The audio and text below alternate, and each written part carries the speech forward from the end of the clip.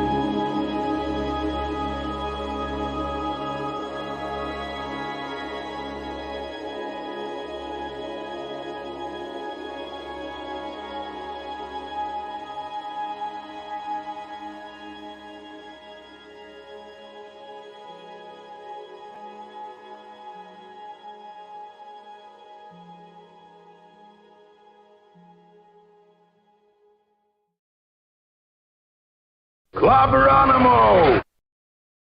Get those nerds! Nerds! What? Yeah, let's get those nerds. Hey! Welcome, everybody, to a later edition of Clobberin Times Wildcard Wednesday night. Good to see you all, my friends. Sorry to be here. Excuse me. Sorry to be here so late tonight. Had other stuff going on, as some of you may or may not know.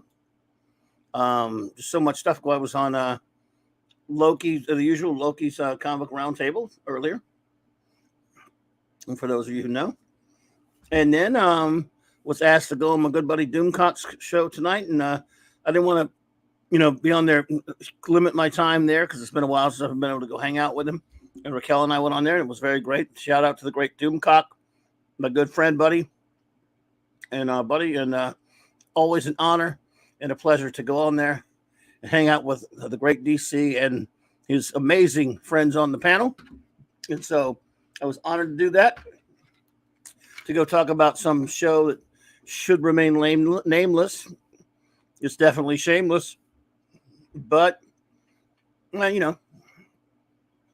talked about that a little bit, and it was great fun. So I pushed this one back since it's wild card. Wild card Wednesday night is flexible. I'm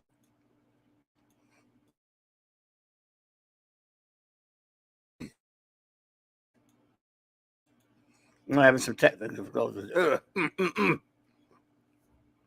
was having some technical difficulties, and I was eating some M&Ms. Get a little energy, So, but what the hell? We're here to do it. We're here to do it tonight. Just an open show, you and me. Who knows? Other friends might pop in later. Pardon my noise. But it's Clobberin Times, issue number 524, 1,224 overall. The big wild show. So it's great to see you all. It is still Superman month.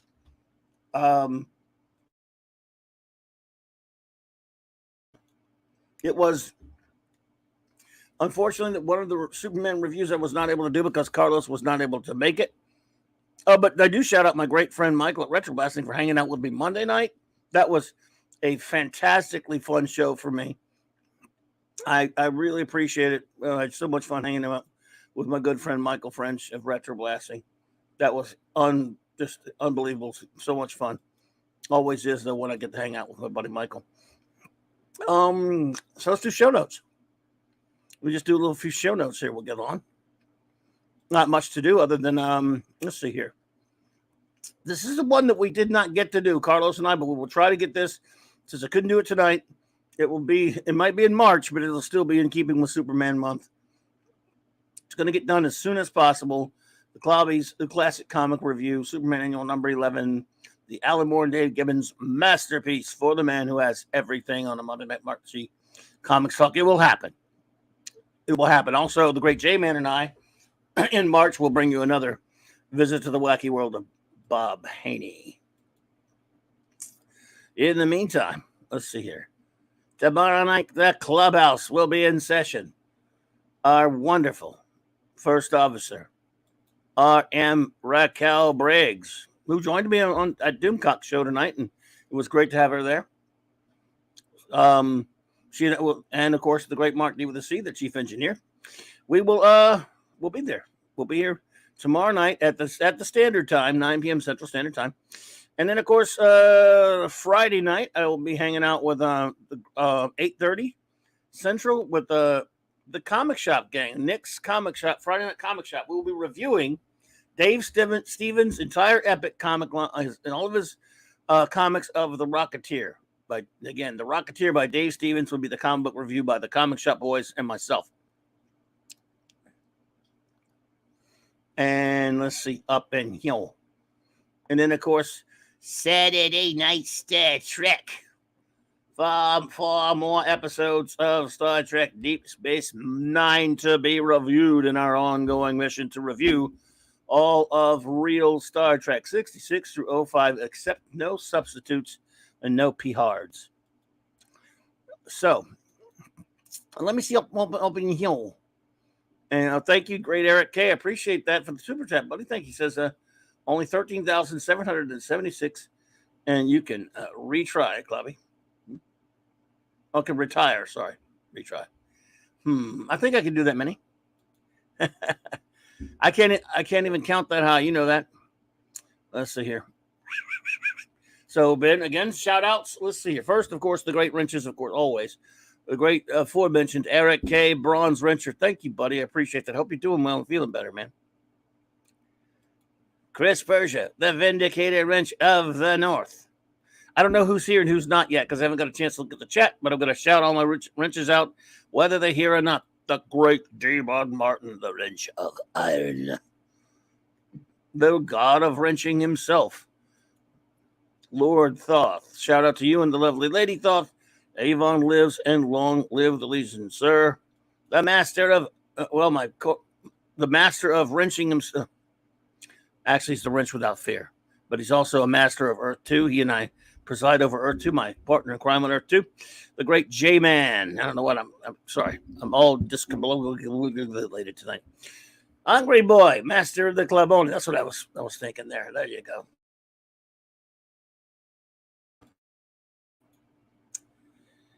And, of course, official artist of Clobberin Times and cover of the extraordinary book, Science Fiction Tales by Raquel Briggs, R.M. Briggs. Cal L. Buddy, the Super Wrench. Wielder of Wrench Bionia, Maddie's daddy, and, of course, Phantom Outsider, that old rascally wrench. Now, let me see up in here who is here with us tonight so we can shout you all out, because that's what we like to do. And, hey, this is a wild card night, so there's nothing really going on in particular. My mouse is being ridiculous on this new computer, being annoying. All right, let's see. J-Man checking in from Earth B. Well, we've acknowledged you, sir. Brian Hepburn. Hey there, Brian. Excuse me. Let me see if I can suss this out real quick.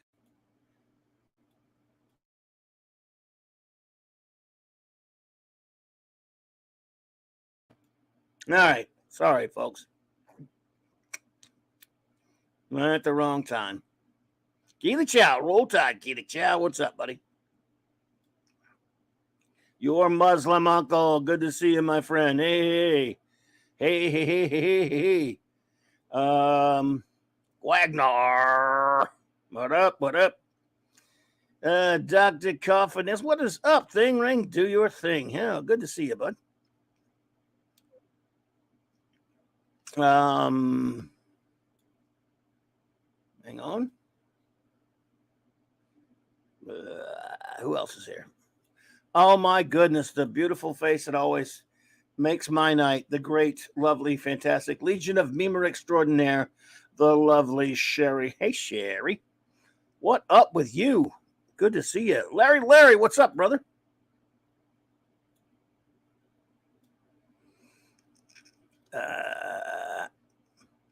Appion. I hope I'm saying that correctly. Apyon. Appion. I hope I am. But either way, Appion.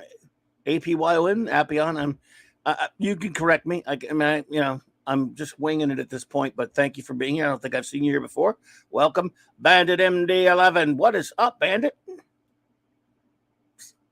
I like that. I can't see the. It almost looks like you got the old DC version of the Vigilante on there, but it could just be any old cowboy on there. You'd have to tell me. It's very tiny. Can't really see it for sure. But anyway, I do believe I'm caught up. Oh, Deathray, what's up, bud? Good to see you, Deathray. Let's see here.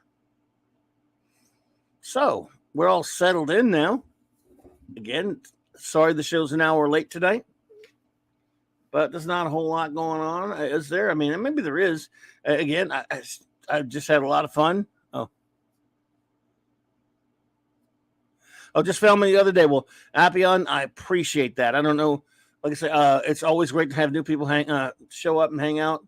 Basically on Wednesday night, and I am an hour late tonight. The great Mark D. to see. What's up, dude? Carte blanche, but at your discretion. When I do 4 shows here.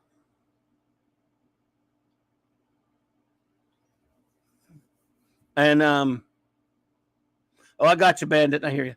I do 4 shows here. Monday nights it's Monday Night Mark C Comics Talk, and Wednesday nights it's just Wild Card Wednesday night. I had to because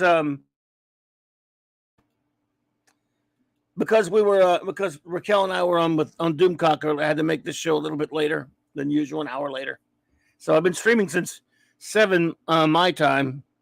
It's now 10 because I was on Loki's channel before that, and of course there's Thursday nights for the clubhouse and the Saturday nights. But I'm streaming every day somewhere. So, but I love it when friends find new friends find the channel. I hope you will hang out more, Appion. And I don't know if you're in the comics or Star Trek or whatever, but it is great to meet you. Simply Steve, what's up, buddy? Good to see you, man. So, yeah, it was pretty interesting hanging out with Doomcock tonight with the fellas. It's been a while since we've been over there. And it was pretty cool. And I think they're probably still going at the at the moment. Oh man. Let's see where we're at. So I think they're oh man, is he still running? He's still going on. Wow.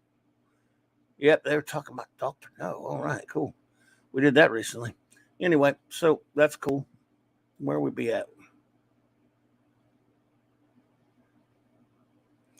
Appion says, and everyone feel free if you have any questions on the Flash trailer. As one that doesn't care much for Ezra Miller or a lot of the DCU stuff, I got to admit the trailer is intriguing. Although I'm not a big fan of Flashpoint personally, and it looks like what they're doing.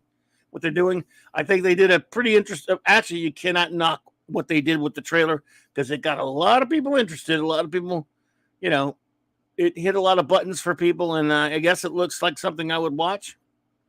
The Michael Keaton, a lot of people want to see that. So, yeah. How that will work going forward for them, I don't know. But we will see. And Fanty, don't think I missed it, buddy. I saw that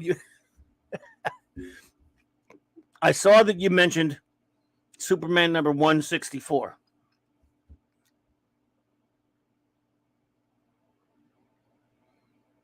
Yeah, Michael Keaton would probably, Appion, Michael Keaton is probably going to be the main draw for a lot of people, I would say. I think a lot of people will go for that.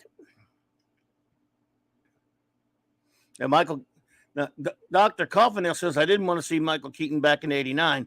You know, I remember I had my comic shop at the time, and during all that '89 Batmania and leading up to it, and I was selling a lot of Batman shirts, a lot of Batman comics, a lot of Batman memorabilia, or where there was of it. And at first, we were all horrified a year when they made the announcement, Michael Keaton. And right up to a few months before the film was released, and they started, I think Entertainment Tonight showed a long trailer. And we recorded it and watched it over and over again and got pretty excited. And of course, I even ran a contest. I remember I gave away a signed limited edition hardcover of the Frank Miller's Dark Knight Returns, hardcover of that. It was in conjunction with the release of the movie. And I remember I raffled one of those off. And we were all pretty excited about it. But not at first. Like I say, a lot of us were like, Michael Keaton, wow.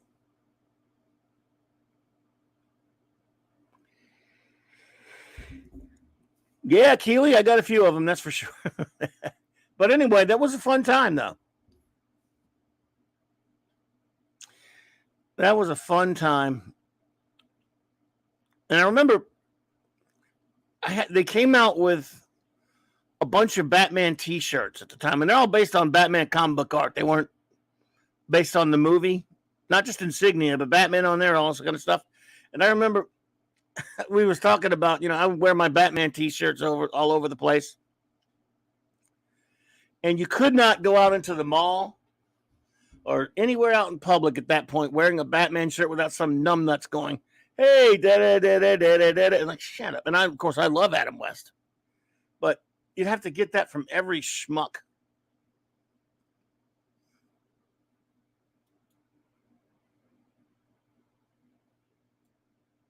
If you know what I mean.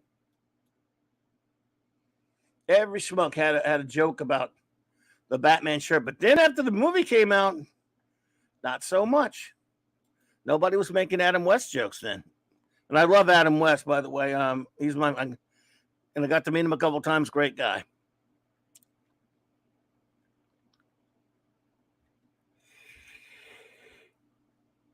But once it came out, it captured the imagination. Well, everyone. I went to see it a bunch of times. I got to admit, it's a pretty good movie. But like I always talk about with these things, when I even in a movie, if it is a comic book movie I like, all these characters to me, and this is the thing I've talked about this a little bit lately of late. We now live in a time. It's so funny. We now live in a time where these mainstream, the bigger Marvel or DC characters they're not just comic book characters anymore. That's how they started out.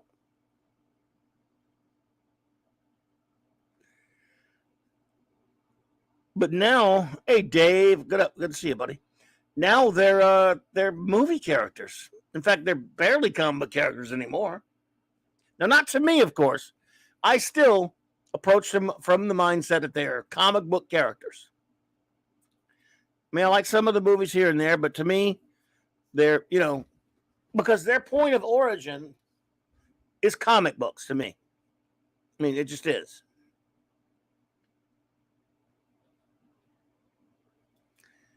Also love the Wild Wild West song that got to be the Batman, got to be Adam West. That was a guy named Wally Winger sang that, and he used to play it on Dr. Demento. He used to play that all the time. Gotta be the Batman, gotta be Adam West. Yeah, I love that. I love that song also, Fanty. Claude Salling, hey there. I started watching the old Batman series with Adam West. Can't be as it is. The villains are much smarter in general. Oh, yeah. Well, I love it. I mean, it's how I say it all the time. I was 2 years old when that show first hit the air, and that was how the first word I could say was Batman. I love that show so much. and it'll always be my heart and soul. And it started my geekness. For better or worse, that's where my geekness begins. Adam West.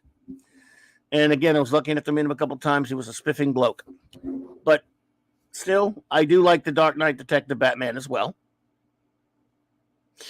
Did any of you, maybe it's when you were born, maybe it's the time you grew up in, but did any of you go through the 3 phases of Batman?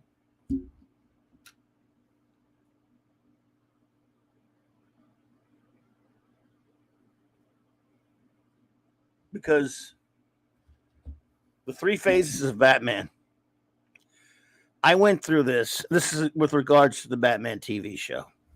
So you had to be, I guess, a kid around that point or later when they were rerunning it. So the 3 phases of Batman, the Batman fan, are this. And this is for me, and not everybody had the same thing because it depends on when you're born, possibly. But you're a very young child, and you love the Adam West Batman, and it is serious as a head of heck, a hot a crack. It is serious stuff. You buy into it, hook, line, and sinker. You believe it. It's not campy because you're a child. You don't know better. You think it's just deadly serious. So you love it. Then when you start getting a little bit older, closer to your,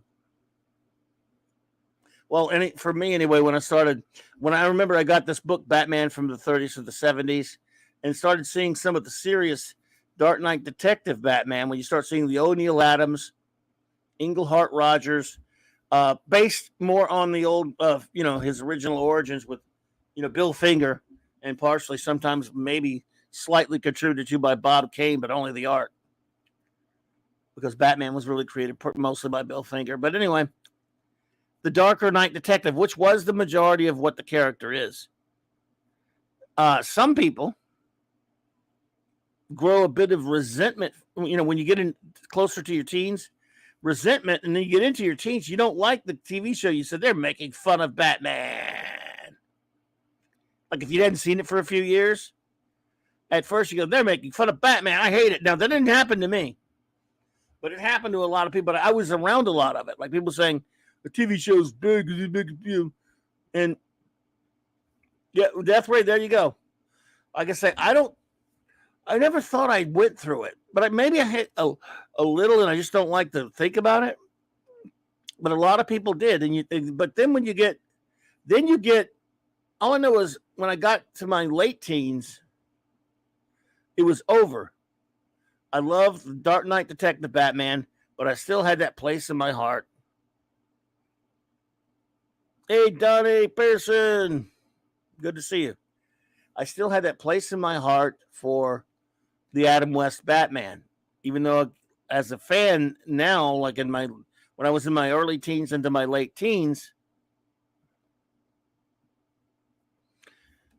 Dr. Coffindale says, I only hate it when they have lame villains like Lord Fogg. Yeah, that's that 3rd season for you. But I love it. I mean, I just I realized that it had a place in my heart, and I loved it. And then because you get older, you realize you understand the humor better, and also when you get to know a little bit of comic book history, the comics at the time, were very, it was based on a lot of the comics of the time, the Dick Sprang era, and things like that. So it's the 3 phases of Batman. I'm glad I'm not the only someone. Death Raid said it there. I'm not the only one that's been through that apparently.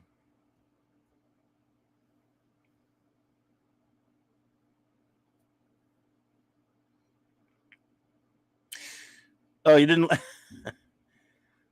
Let's see. You guys naming some villains.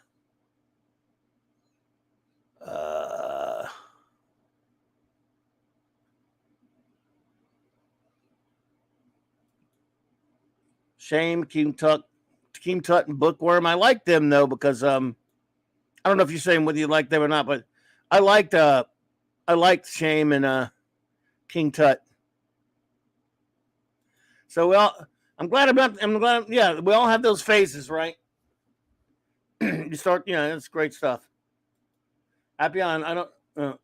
Oh, said R.I.P. the great Kevin Conroy. Yes, I don't often get emotional about celebrities passing away, but that one hit me. Out of the Adam West passing hit me big time, and so did uh Kevin Conroy. It really did. I'm right there with you, partner. The dude with the clock for the head, Clock King. Well, that's in Clock King was with a clock for a head. That was in some comics, but in an animated series, he wasn't. He didn't have that. But yeah,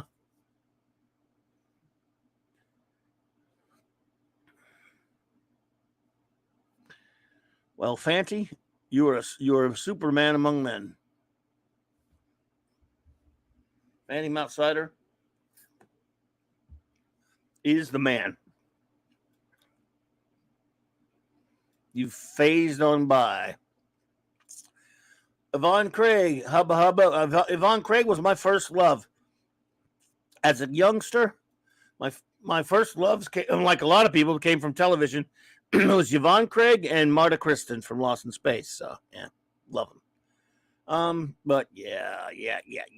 Anyway, it is Superman month, though. Here we're talking Batman. Here we're talking Batman, and we got Superman month here. So yeah, I don't know.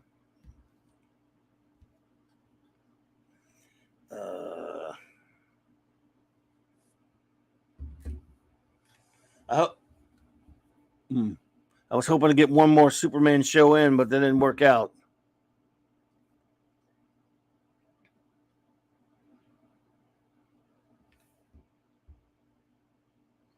Oh yeah, Von Craig. Oh my God, yeah. Appy says, "Have I watched Superman and Lois?" I watched the first.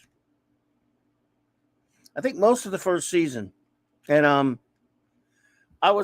very picky about my Superman. I got to admit, I'm an old schooler when it comes to that. I'm very old, by the way, Appion. We don't know each other, so very old, except for like Phantom Outsider. I'm one of the oldest people on YouTube, and he doesn't have a channel, but he's still old, aren't you? Anyway, so I love that opener of that episode where he had the Golden Age Superman costume on. That was great. I've never been very sanguine about him being married to Lois, and even in comics, which I know it was he has for a long time now. But I watched the show for a while. I thought Tyler's okay, and there was some. I hated his costume after he got rid of the Golden Age one. I'm not too big on the lady playing Lois either. I mean, she was okay, but the whole thing with him having the kids and all that kind of stuff. I tried for a while, and it's not a bad show. I'm glad a lot of people do like it. It's just not exactly, Well, did I review Adventures of Superman? I assume you're referring to the George Reeves show. Dr. Coffinails, if you're referring to the George Reeves show, and I'll presume that you are for a moment. I have not reviewed it. I've watched them all, of course, many times. But it would be fun to review some of those. Yes, Bandit, the old Fleischer Superman cartoons. I love them.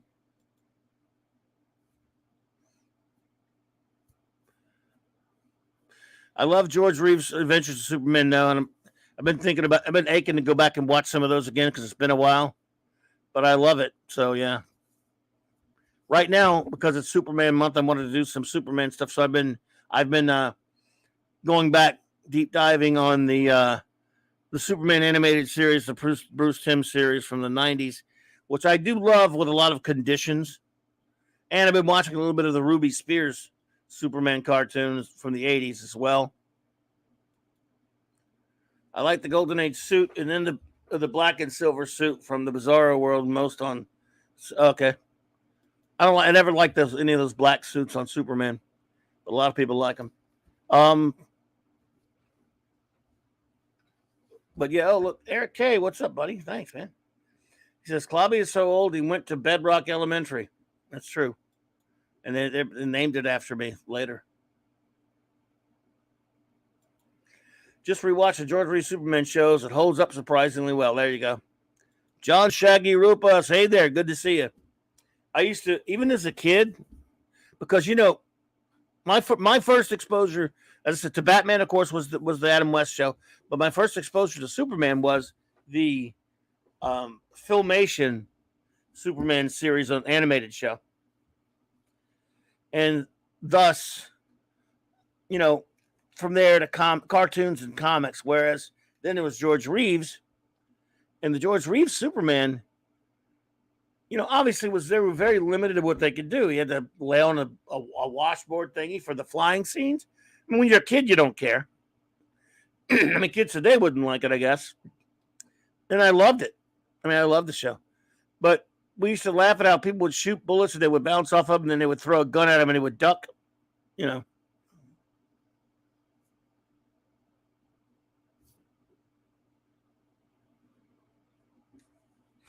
Death Ray, I think I'm with you on that one. I'm not a fan of dark suits on Superman or Spider-Man. Me either. So, excuse me. So, when I would watch George Reeves, I would always want to see more him. As a kid, I wanted him to fight supervillains. But he's always fighting gangsters and stuff. And there was no way they could do that. But when you're a kid, you don't know that. But you still get so wrapped up in it because he's great.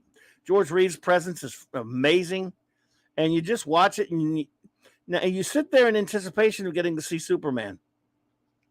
So you don't care. But just as a fanboy geek at the time, or a young kid, I was always wanting him. Man, I love the show unconditionally, but I did want to see him fight supervillains. Where's Luthor? They could have at least put Luthor on there. Brainiac. No, they couldn't put. They could have done it somehow. Yes. We wanted Luthor at the minimum, And he rarely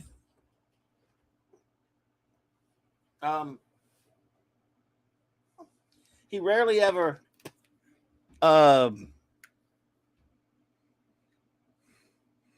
it was no one there that he could fight with. But they did have there were some great episodes. I mean, who doesn't say? I think the greatest episode was Panic in the Sky. That was one. Well, they must have been thinking, and they still had no budget, but they still managed to make it a great story about the asteroid or the meteor heading to Earth, and Superman's got to deflect it, and he does. He tries one time, and it makes him lose his memory because he gets hurt so bad.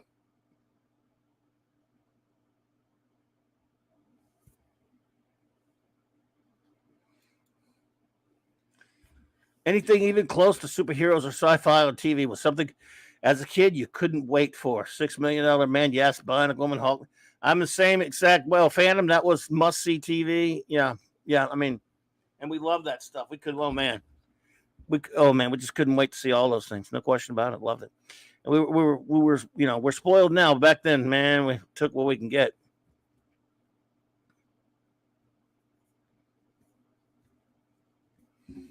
So, but Panic in the Sky, that's a great one.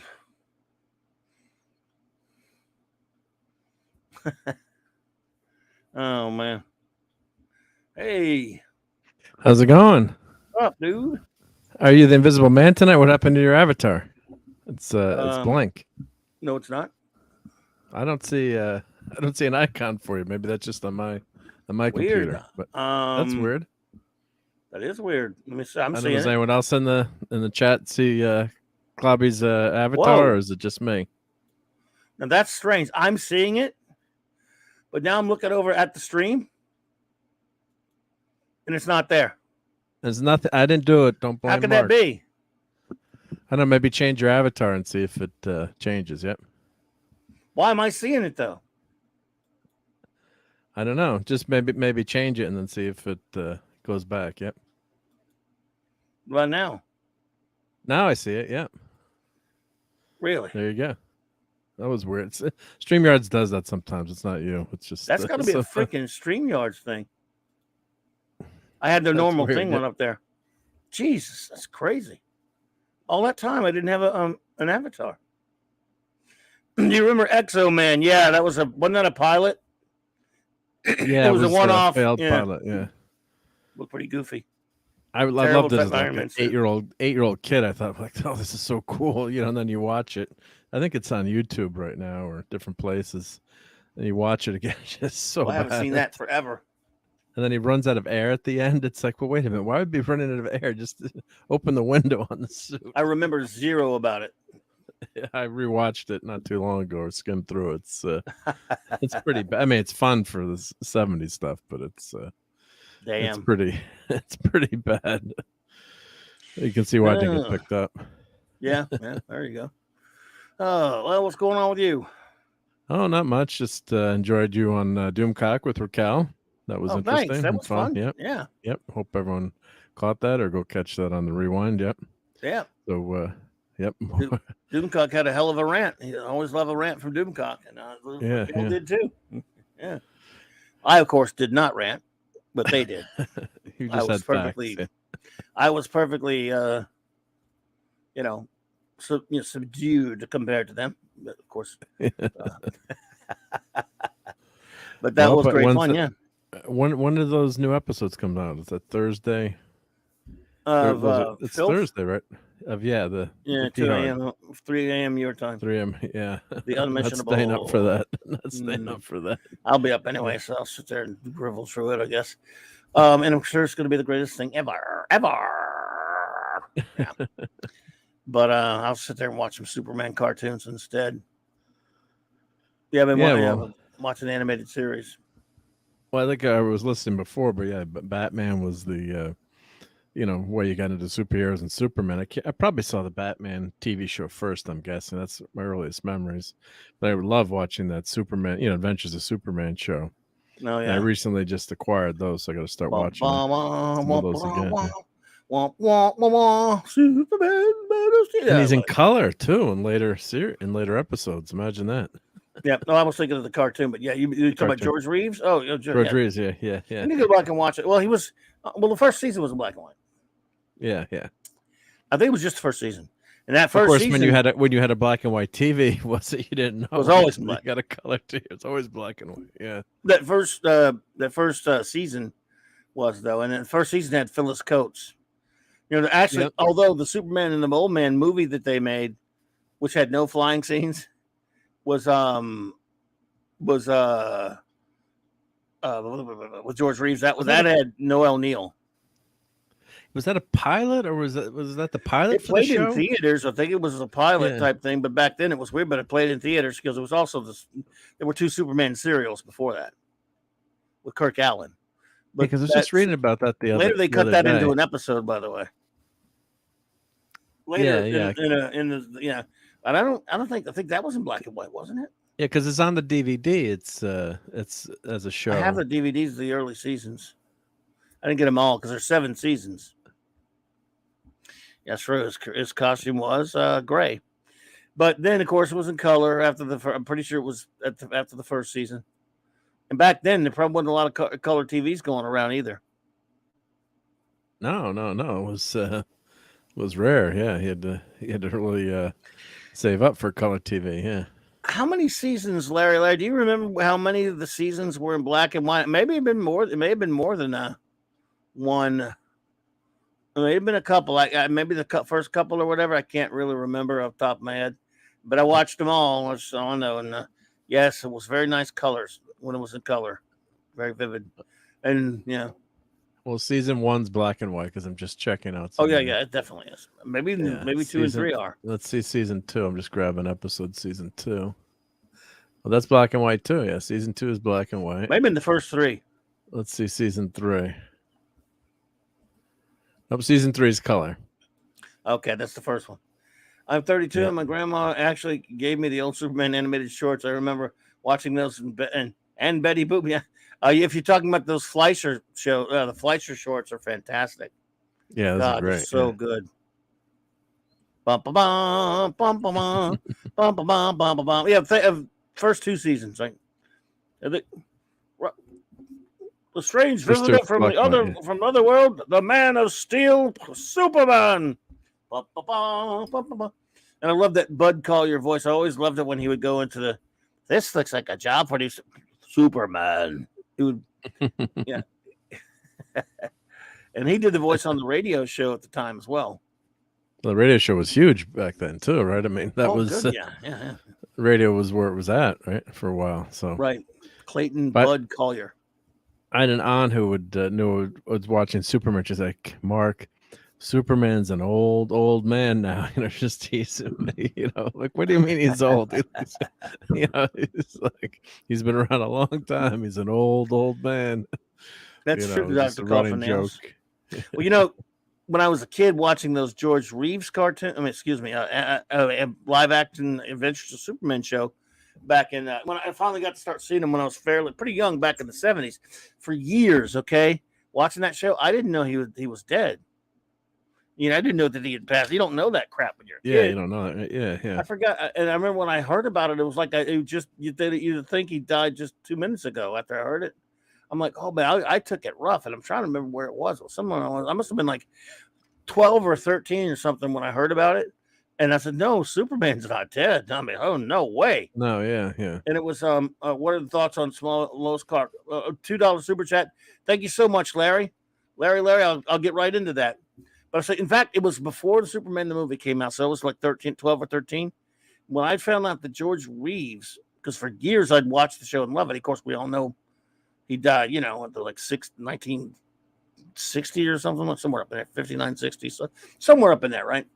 Yeah. Under suspicious. There's a movie about that. There's a movie called Hollywood Land. That's a weird one. Oliver Belafonte. But anyway, let me get into Larry's question. Thanks for the super chat, buddy. I appreciate it.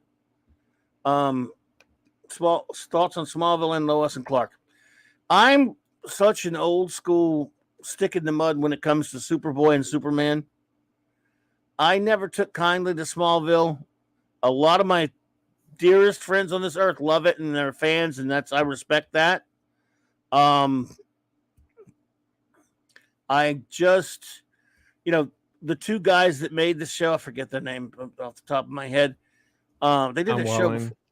Well, no, the guys who made the show. The producers. I forget their names now. I used to know them.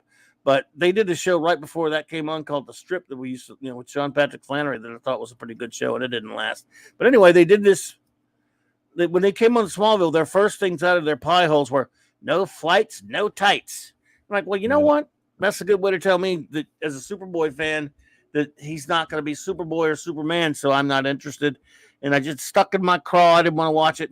And I've seen episodes since then, and I don't like here's something I despise about superheroes, some superhero stories. I do not like minimalist takes on superheroes. I don't like when you can tell the people who are making the show or movie really don't respect the material, and I can tell when I think they're embarrassed by the material. When you're making a show about ostensibly Superman, Clark Kent, Kal-El landing on Earth, and he's never in a costume. It's not about his adventures, or it is, but everything has to be behind the scenes. And him cheating with his powers, him doing things clandestinely, all this stuff, all about his. It's more like the Flash. Yeah, all about his life. To me, that show that shows no respect for the comic book character. So it's just a lot of people like it. I get it. Just not what I sign up for with anything to do with Superman. Not to put too fine a point on it, but now Lois and Clark. Here's another one where, look, a lot of people like it a lot. It was very popular. I was married to my now ex-wife way back when that show came on. That was one of a couple of shows I was not allowed in the room when she was watching it. Because I was such an a-hole about Superman. I was like, first of all, it's called Lois and Clark. How about, we used to call it Lois and Clark, The Harlequin Adventures of Superman.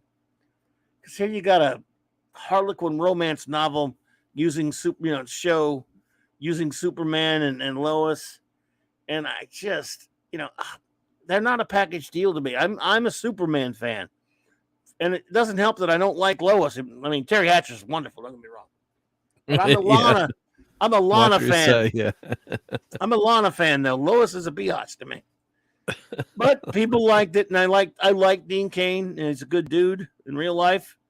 And I never liked this costume on that show either. It was too like, I mean, it's better later. Don't get me wrong, but it was too like shiny. It was too, the blue was too deep blue or whatever. I don't know what it is exactly. So I just never was. I didn't watch those shows too much because they just weren't my bag, Larry.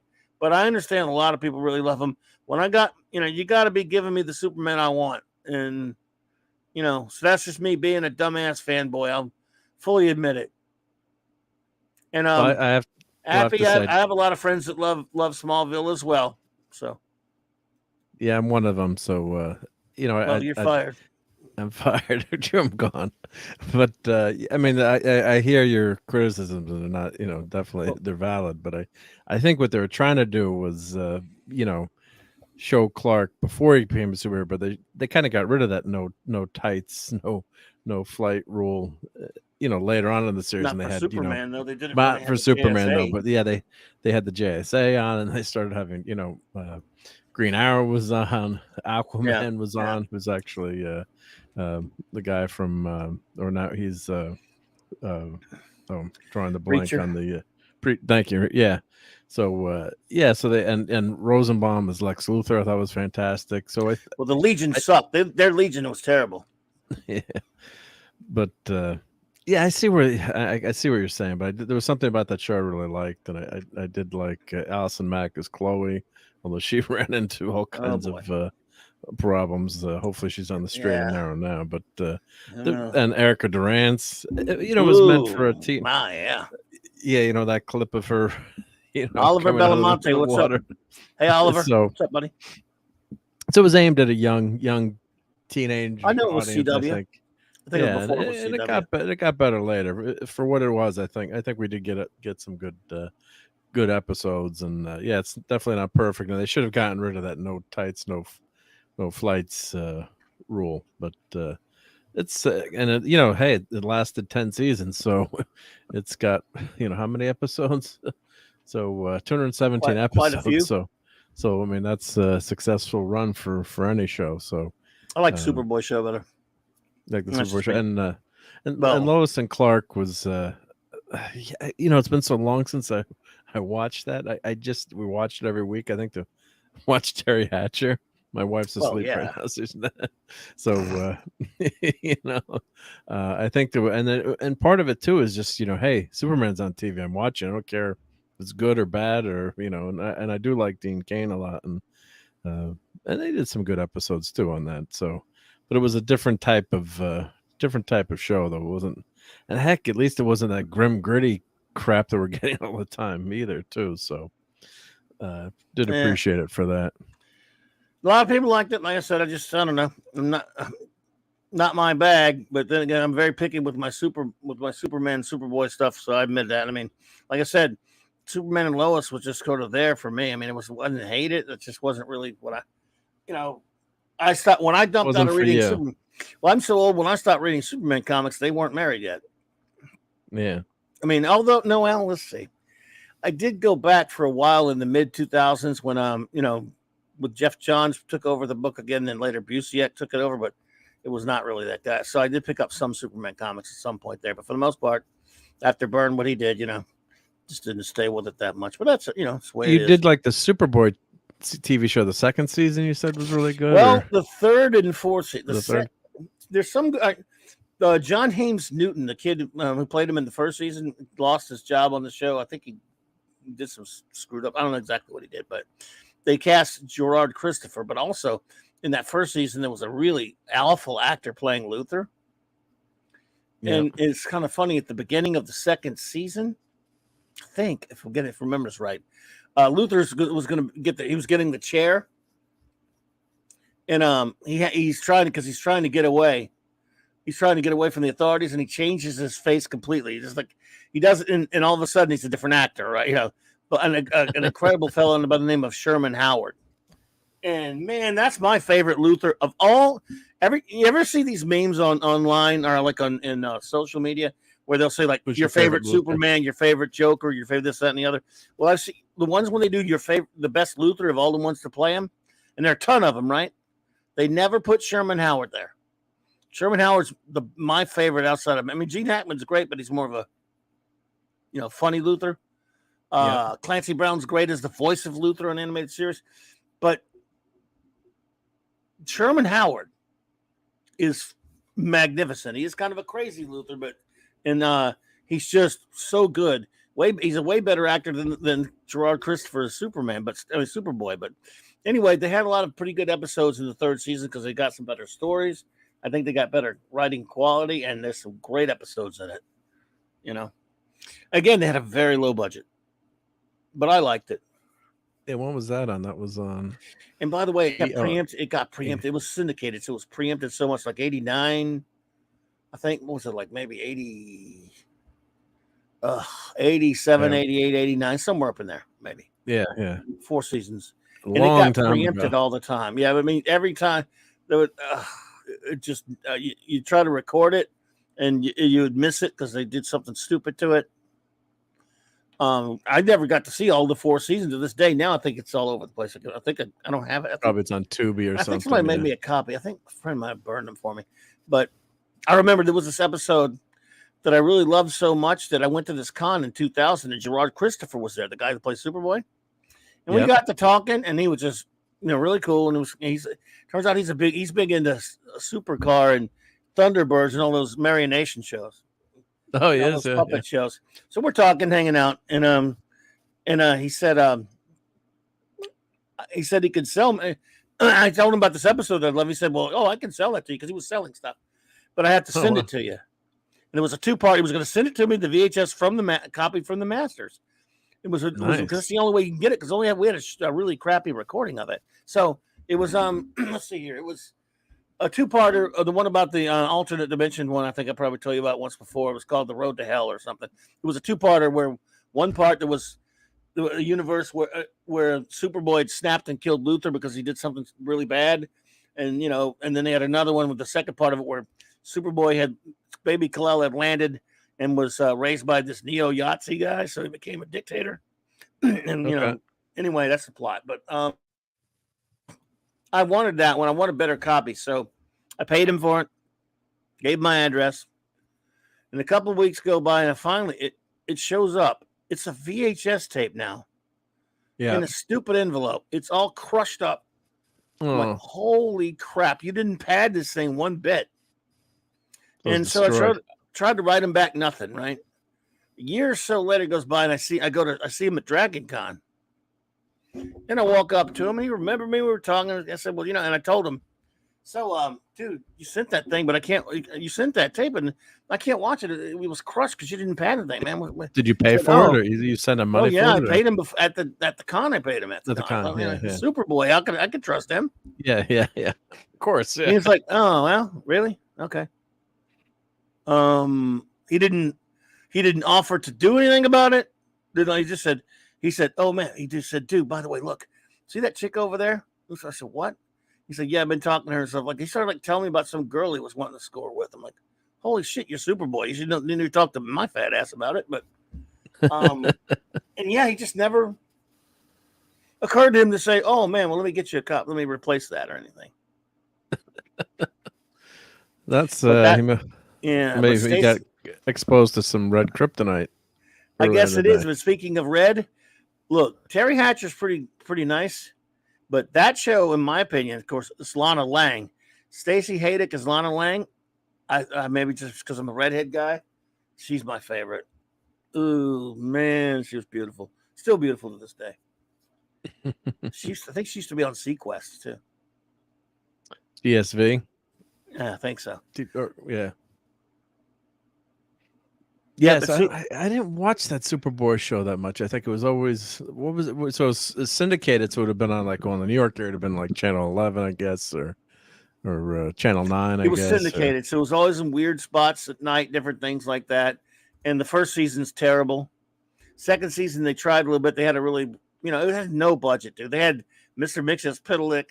They had in the first season even they had Metallo on some. They even had one episode where they had they did something with Jarrell and Laura. They had George Lazenby play Jarrell. Stuart Whitman, I think, played Paul Kent. You know, it was see the Salkinds, you know, the ones who did the Superman movies. They didn't have the rights to do anything with Superman anymore, but they did still have the rights to Superboy. That's it. Oh, did Superboy, right? Yeah, so they did that show, and it had no budget. Yeah. I mean, you know, good on them for at least still trying to make him fly and do all that stuff. And you know, it's just, and you know, Gerard Christopher. It's not like he was the greatest, but he looked the part way better than the other kid. And then of course that's a year after Byrne erased Superboy, right? There's no more Superboy. A few years later, a few years after No, DC did a comic in conjunction with that. Let's see. Let me find some pictures of that show. See if anyone else even watched that but me. I thought it was pretty good. More TV show. There you go. Bum, bum, bum, bum, bum, bum. I can hear the music. Bum, bum, bum. What is Gerard Christopher doing these days? Bum, bum, bum, bum, bum, bum, bum, bum. Any of you out there watch that show, by the way? Am I the only one? Dang it. Don't let me be the only one that watched Superboy.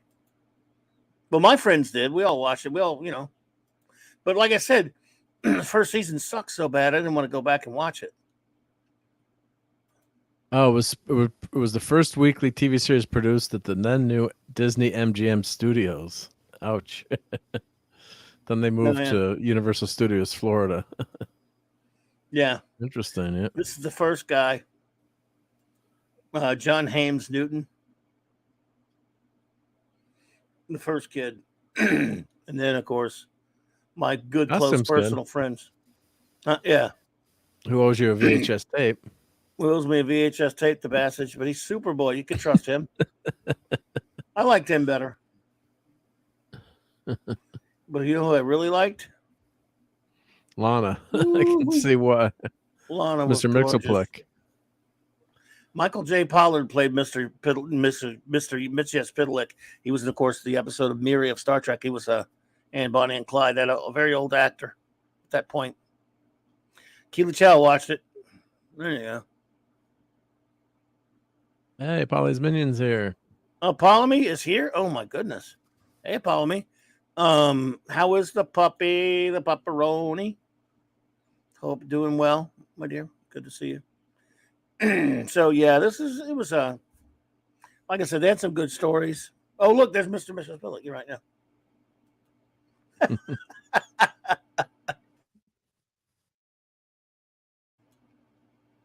Yep, they did it, believe it or not. And he did make him say, kill Tip Zixum. That's his name backwards. They got rid of him, yep. Yeah. The Superman animated series episode with Mitch Pidlick was really good, actually. And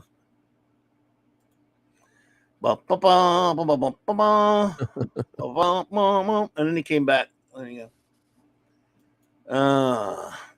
Now. Yeah. I wonder if is that easy to get on Trying DVD to find now? Luther. Wonder? Yeah, it's out. Yeah, it's out. It's out. Yeah. Oh, there's Bizarro, see? At least they tried, man. They wanted to be a super. You know, where's Luther? I'm sure I gotta find a Luther. Let me find Luther. Because that guy was incredible. Mr. Luthor. Herman Howard is it. And then you know what? Everything else you see him, he's always like playing bit parts and stuff. There he is. Yeah. That's my boy right there. Luther. Is he the mad scientist Luther, or is he the Yep. old school Luther? Yeah, yeah. He's real deal nuts Luther. That guy was great, man. And you talk about dark. The show got dark with, with Luther. Yeah. He was a rotten SOB. Yeah. The Phantom says Superboy was on Channel 9 in New York City. That's probably where I watched it. Yep. Oh, Along okay. with The Secret Identity. Oh, that show, My Secret Identity? And Out of Remember This that? World. Yep. What was My Secret Identity? I don't remember. That was that another one. syndicated show it was trying to be like a superhero show. I never watched it, but I knew about it. It was called My Secret Identity. I don't remember that one. My favorite Superboy episode was in season 2, episode 22, called "The Phantom of the Third Division." Clark's father is stalked by a war buddy who was a POW in the Korean War. I don't remember that one. I'm going to have to check. Is it season? What season? Let's see. Was in season episode. But it didn't say what season. What season was that, dude? Oliver? Yep, Superboy was on Fox 50 at 54. Yeah, we had it again. It was Lex Luger. It was Lex Luger. Yeah, but again, everything you see him. Oh, by the way, here's the little turkey that played him in the first season. Look at that. Is that Lex Luthor to you? And he was terrible. This guy's name's Scott Wells. He was a male model. I passed away at age 54. Right? Who did? Did he really? Oh, no, but him talking bad about him and he died. Damn me. I did not know he passed away. Sorry, Scott. My bad. I did not mean to be disrespectful. And I mean that. I'm not, it's not. Well, it just wasn't a good Luthor. Yeah. We just, at the time, we made fun of him because we didn't think he was good as Luthor. He wasn't an actor. He's like a male model or something. So, R.I.P. Scott Wells. So sorry to hear that. Oh, now I'm remembering that My Secret Identity. Yes, because I was checking a blurb on it. Yeah, that when Jerry O'Connell, and then he had to use spray cans to fly around. That's right. Jerry O'Connell. That's right. Yeah. Shaggy Jr., what's up? That's right. I barely remember, but I would never remember if Phantom didn't mention it. But yeah, I must have seen a few episodes. Yeah, because when the kid had superpowers. Yeah, I think I have season 3 and 4 somewhere. I still can't remember getting to see much of season 4. I got to see later. I got to see some of them because it would never. Like I said, I'm not exaggerating how often it got bumped for stuff and moved around. It was terrible. If you were trying to record it back then, which we were, they had one where he went to this world where Luthor, the Superboy there, killed Luthor because he got pissed off at him so bad because he did something horrible, and then the main Luthor, Prime Luthor, not to get confused, Luthor Prime went there, and everyone thought he'd been risen from the dead, so he became a televangelist. Yeah, and wackiness ensued. So yeah, there's Stacy. We need to see Lana, don't we? That'll help the ratings. Yeah. She's a cutie patootie, as Raquel would say. Yes, sir. She was amazing. I love her.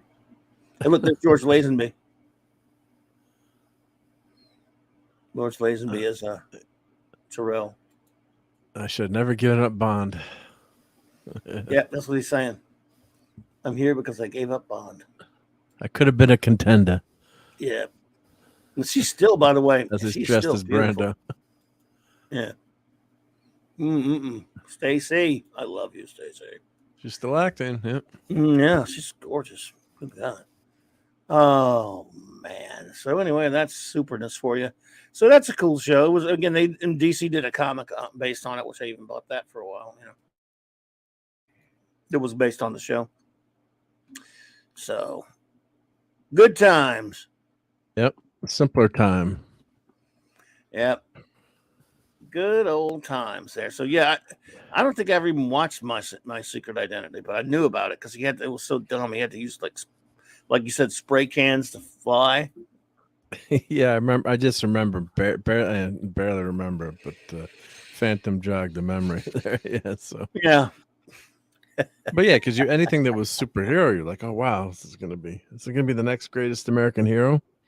Mm-hmm. I guess that's what they were going for. Yeah, it was greatest American hero must have been around that time too. I'm guessing there was a little few years earlier. It was before that. See, there's another. That's a copy. Copy. Right.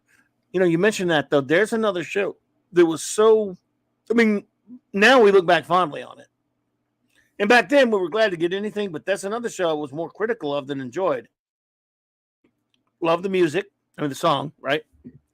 Bill Culp was awesome in that. Robert Culp's fantastic. Good. Oh, God, he's so good. I don't know why we had to have the kids and stuff. Connie Selico's. Connie Selico. And William Cat's good. The good. premise is fine. Here's your problem. Here's the problem I have with the show. Again, being objective at the time, even as a big comic book geek or a geek of fan of superheroes at the time, my biggest problem was here you had a great premise. Everything was so you could, and once you get past your first episode, your story quality, your stories went to because he's an FBI guy or whatever. They were always just fighting like spies and bad guy, different type of normal bad guys. They never had, just like the old George Reeves show, which didn't have a budget, by the way. They had a little bit more of a budget, I would say, on an ABC TV show, you would think. It didn't have to be a huge budget, but they never had him. They didn't have any kind of villains, recurring characters, villains, or any kind of meaningful nemesis for him to fight. It was just, he's always fighting criminals. Yeah, I think the stories weren't really science fiction fantasy, other than, the premise. Yeah, and they never had anything to do with the aliens again, right? Until the very end, I think. Well, I think they lose the suit. Don't they lose the suit? Doesn't it give up the suit in the end? Well, they had one where this Howard Hughes type guy, he'd been the original guy, the first guy to wear the suit, and he didn't lose the instructions, and he became a gazillionaire because of the suit, and the aliens took it back from him. Don't remember that one? Vaguely, yep. But then later, I think he lost the instructions for the second suit. I do know that they did a pilot for a newer season with a female, him passing the torch to a female. That's on the DVD set. On the DVD set, yeah. But that was a backdoor pilot that never picked it up. Yep. Oh, we were all such a bunch of sexists back then. Yeah. They had a cool box set of that too with the cape. It was pretty cool. They had the cape on the box. You got that one? Yeah, I had that one. Yeah. So that was a fun show. You kind of, not as critical, I think, too. You're like, take whatever you can get. Well, that was my attitude too. And it was an anthology show too. Where you had I just love Robert Culp's character so much. So Bill Baxwell. Yeah, so he was great as a FBI agent, and it was a comedy too. So Ralph was always screwing up, but then you'd get mad too. You're like, well, come on, the guy should get a little bit better. He's had this suit for a while, and I think finally at the end of the show, they make him. He got a little bit better at flying and doing things. Because you can't have the same old gag over and over. Funny at first, and then it got old. Yeah, like I think you would learn at least some basic flying stuff. I mean, it was funny. You kind of laughed at first, but then you're like, man, it just got really, I don't know. That's like, come on. And William Catt, he tried out for Luke Skywalker too. You've seen that audition. Yeah. Wow. And another great movie, he's in his house, if anyone's seen. I think Retro Blasting had a panel on that for Iconicon, the movie House. House? Yeah, I think they did. I think maybe you're right, if I'm not thinking. But William Catt. Could have been Luke Skywalker. That song, man, it was so big. It played on the radio. I love that song, man. It played from the radio back then. Believe it or not. Look at what happens. Remember, I was on a Seinfeld with George Costanza had his answering machine. Believe it or not, I'm not at home. Something like that. Oh, Mike Post wrote that. Yeah. Yeah, no, it was a Mike Post. Yeah, Captain James Ty Skywalker. Hey, Captain. Yeah, but he could have been Luke, and then he wouldn't have been. And then Mark Hamill would have been Ralph Hinckley, who for a while, after a certain president was assassination attempt, they changed his name to Ralph Hanley for a few episodes. You remember that? No. When President Reagan, when John Stinkley Face tried to assassinate him, I never forget where I was that day, but you can't. I mean, when you're older. Yeah, I remember. So, obviously, yeah. So. When he tried that show was on the air, or they were still filming some. I don't know if it was first or second season or what have you, but so because he had this happen to have the same last name as that attempted assassin, that would be assassin, for a couple of episodes, they changed his name from Ralph Hinckley to Ralph Hanley. And then later they changed it back. Then they changed it back, yeah. Yeah, I don't know how many episodes he was actually called Ralph Hanley, but it was a handful, I guess, or a few of them here and there. Weird, That's weird. Why would you? I mean, it's just. It's such a. I don't know. They're just. Yeah. I don't think. Maybe I don't know. I don't think it hurt anything to use the name, but I guess I can sort of understand it. Yeah, they didn't want the negative connotation, I guess, even though it's a normal person would say, well, come on, nothing to. You had the name I before think they that. went I mean, back and dubbed it though too. it's a Like for example, I think they common went name. back Oh, and they dubbed changed it. episodes before they made it to the network. Right after that happened for a while, they used Hunkle and Hanley. They I'm used reading Hanley. about. Yeah, they're reading it now. They said Hey, the Real Wade character's Nation. Hey, Wade. They said the character's last name was changed to Hanley in 2 episodes. After the attempt Right. on March 30th, 81. And Saturday on Sunset Boulevard aired within days of the incident. This was accomplished by overdubbing dialogue, Hinckley to Hanley, whenever the character's last name was spoken around. For the rest of the first season, the character was generally referred to as either Ralph or Mr. H. Although in the best death scenario, when Ralph is given a promotion as an office space, we see the name Ralph Hanley on the door plaque. By season 2 premiere, the 200-mile-an-hour fastball, the show's producer returned the character's surname to the original Hinckley. Yep, there you go. Interesting. Yep. So the 3 seasons of that show. Real Wade. Yeah. Look at what's happened to me. Yeah, Connie Selica was a cutie. She was married to Buck Rogers, huh? Oh, she was, yeah. Yeah, she was married to Gil Gerard at that time. Lucky guy. Yeah. He got to star with Aaron Gray and married to Connie Selica. Not so bad. They were married when he was doing Buck Rogers, and I think they might have been still married when she was doing that show. Yeah. Wild, weird stuff. Yeah. But he talked about take what we can get. That is so true. Let's just talk about television for a minute now. Throughout the 70s and the 80s, science fiction, fantasy related genre stuff,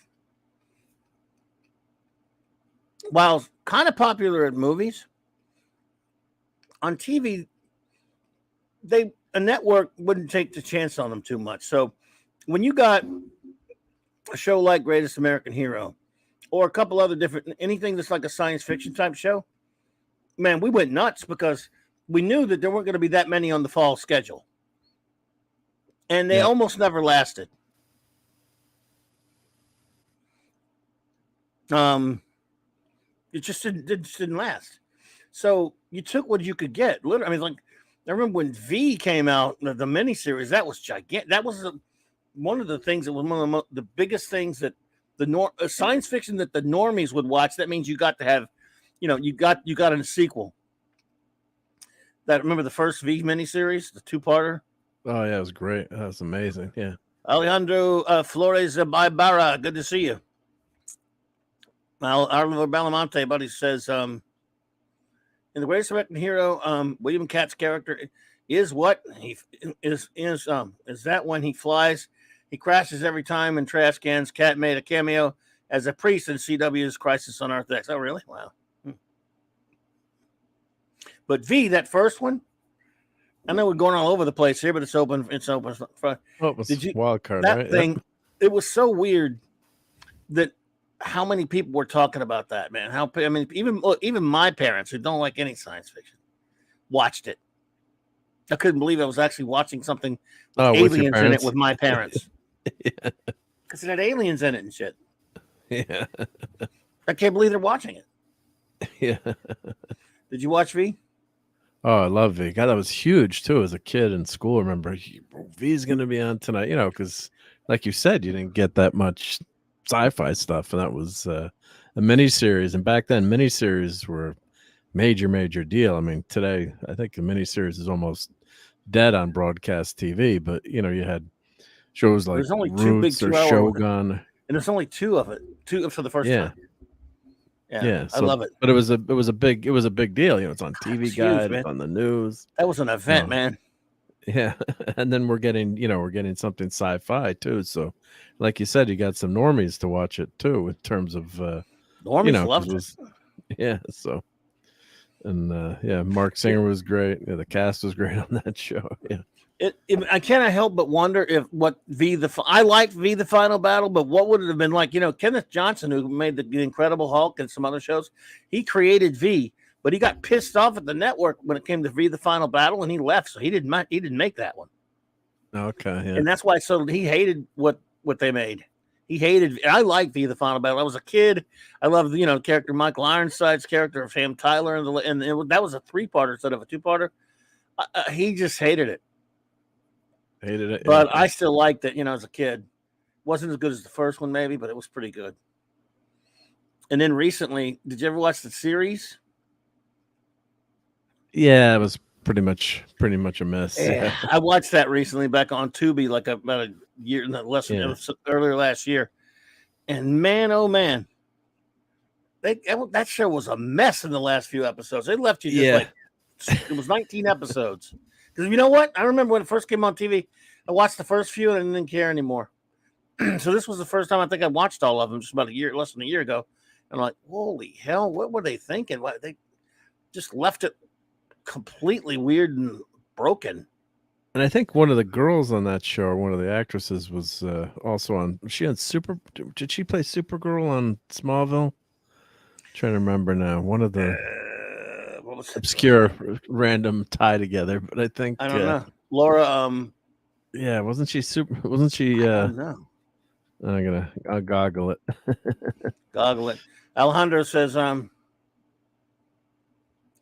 have a question concerning a non-genre film for you two. What are your thoughts on the James Cameron's Titanic? I got back from seeing it in the theaters for its 25th anniversary 3D release. Alejandro, I remember when that first came out. Obviously, I didn't want to go see it, and then I was at the time I did something really dumb. I went on a blind date with a lady. And, at that time I was getting fixed up sometimes by friends and stuff. I was just getting out of a divorce.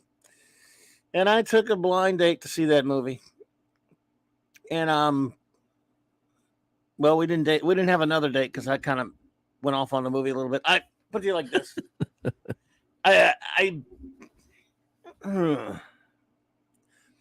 I love though the spectacle of the ship. I mean, it was truly some technical marvel in terms of the way the way it was filmed. I mean, it's it's incredibly well filmed. It looks good, all that kind of stuff.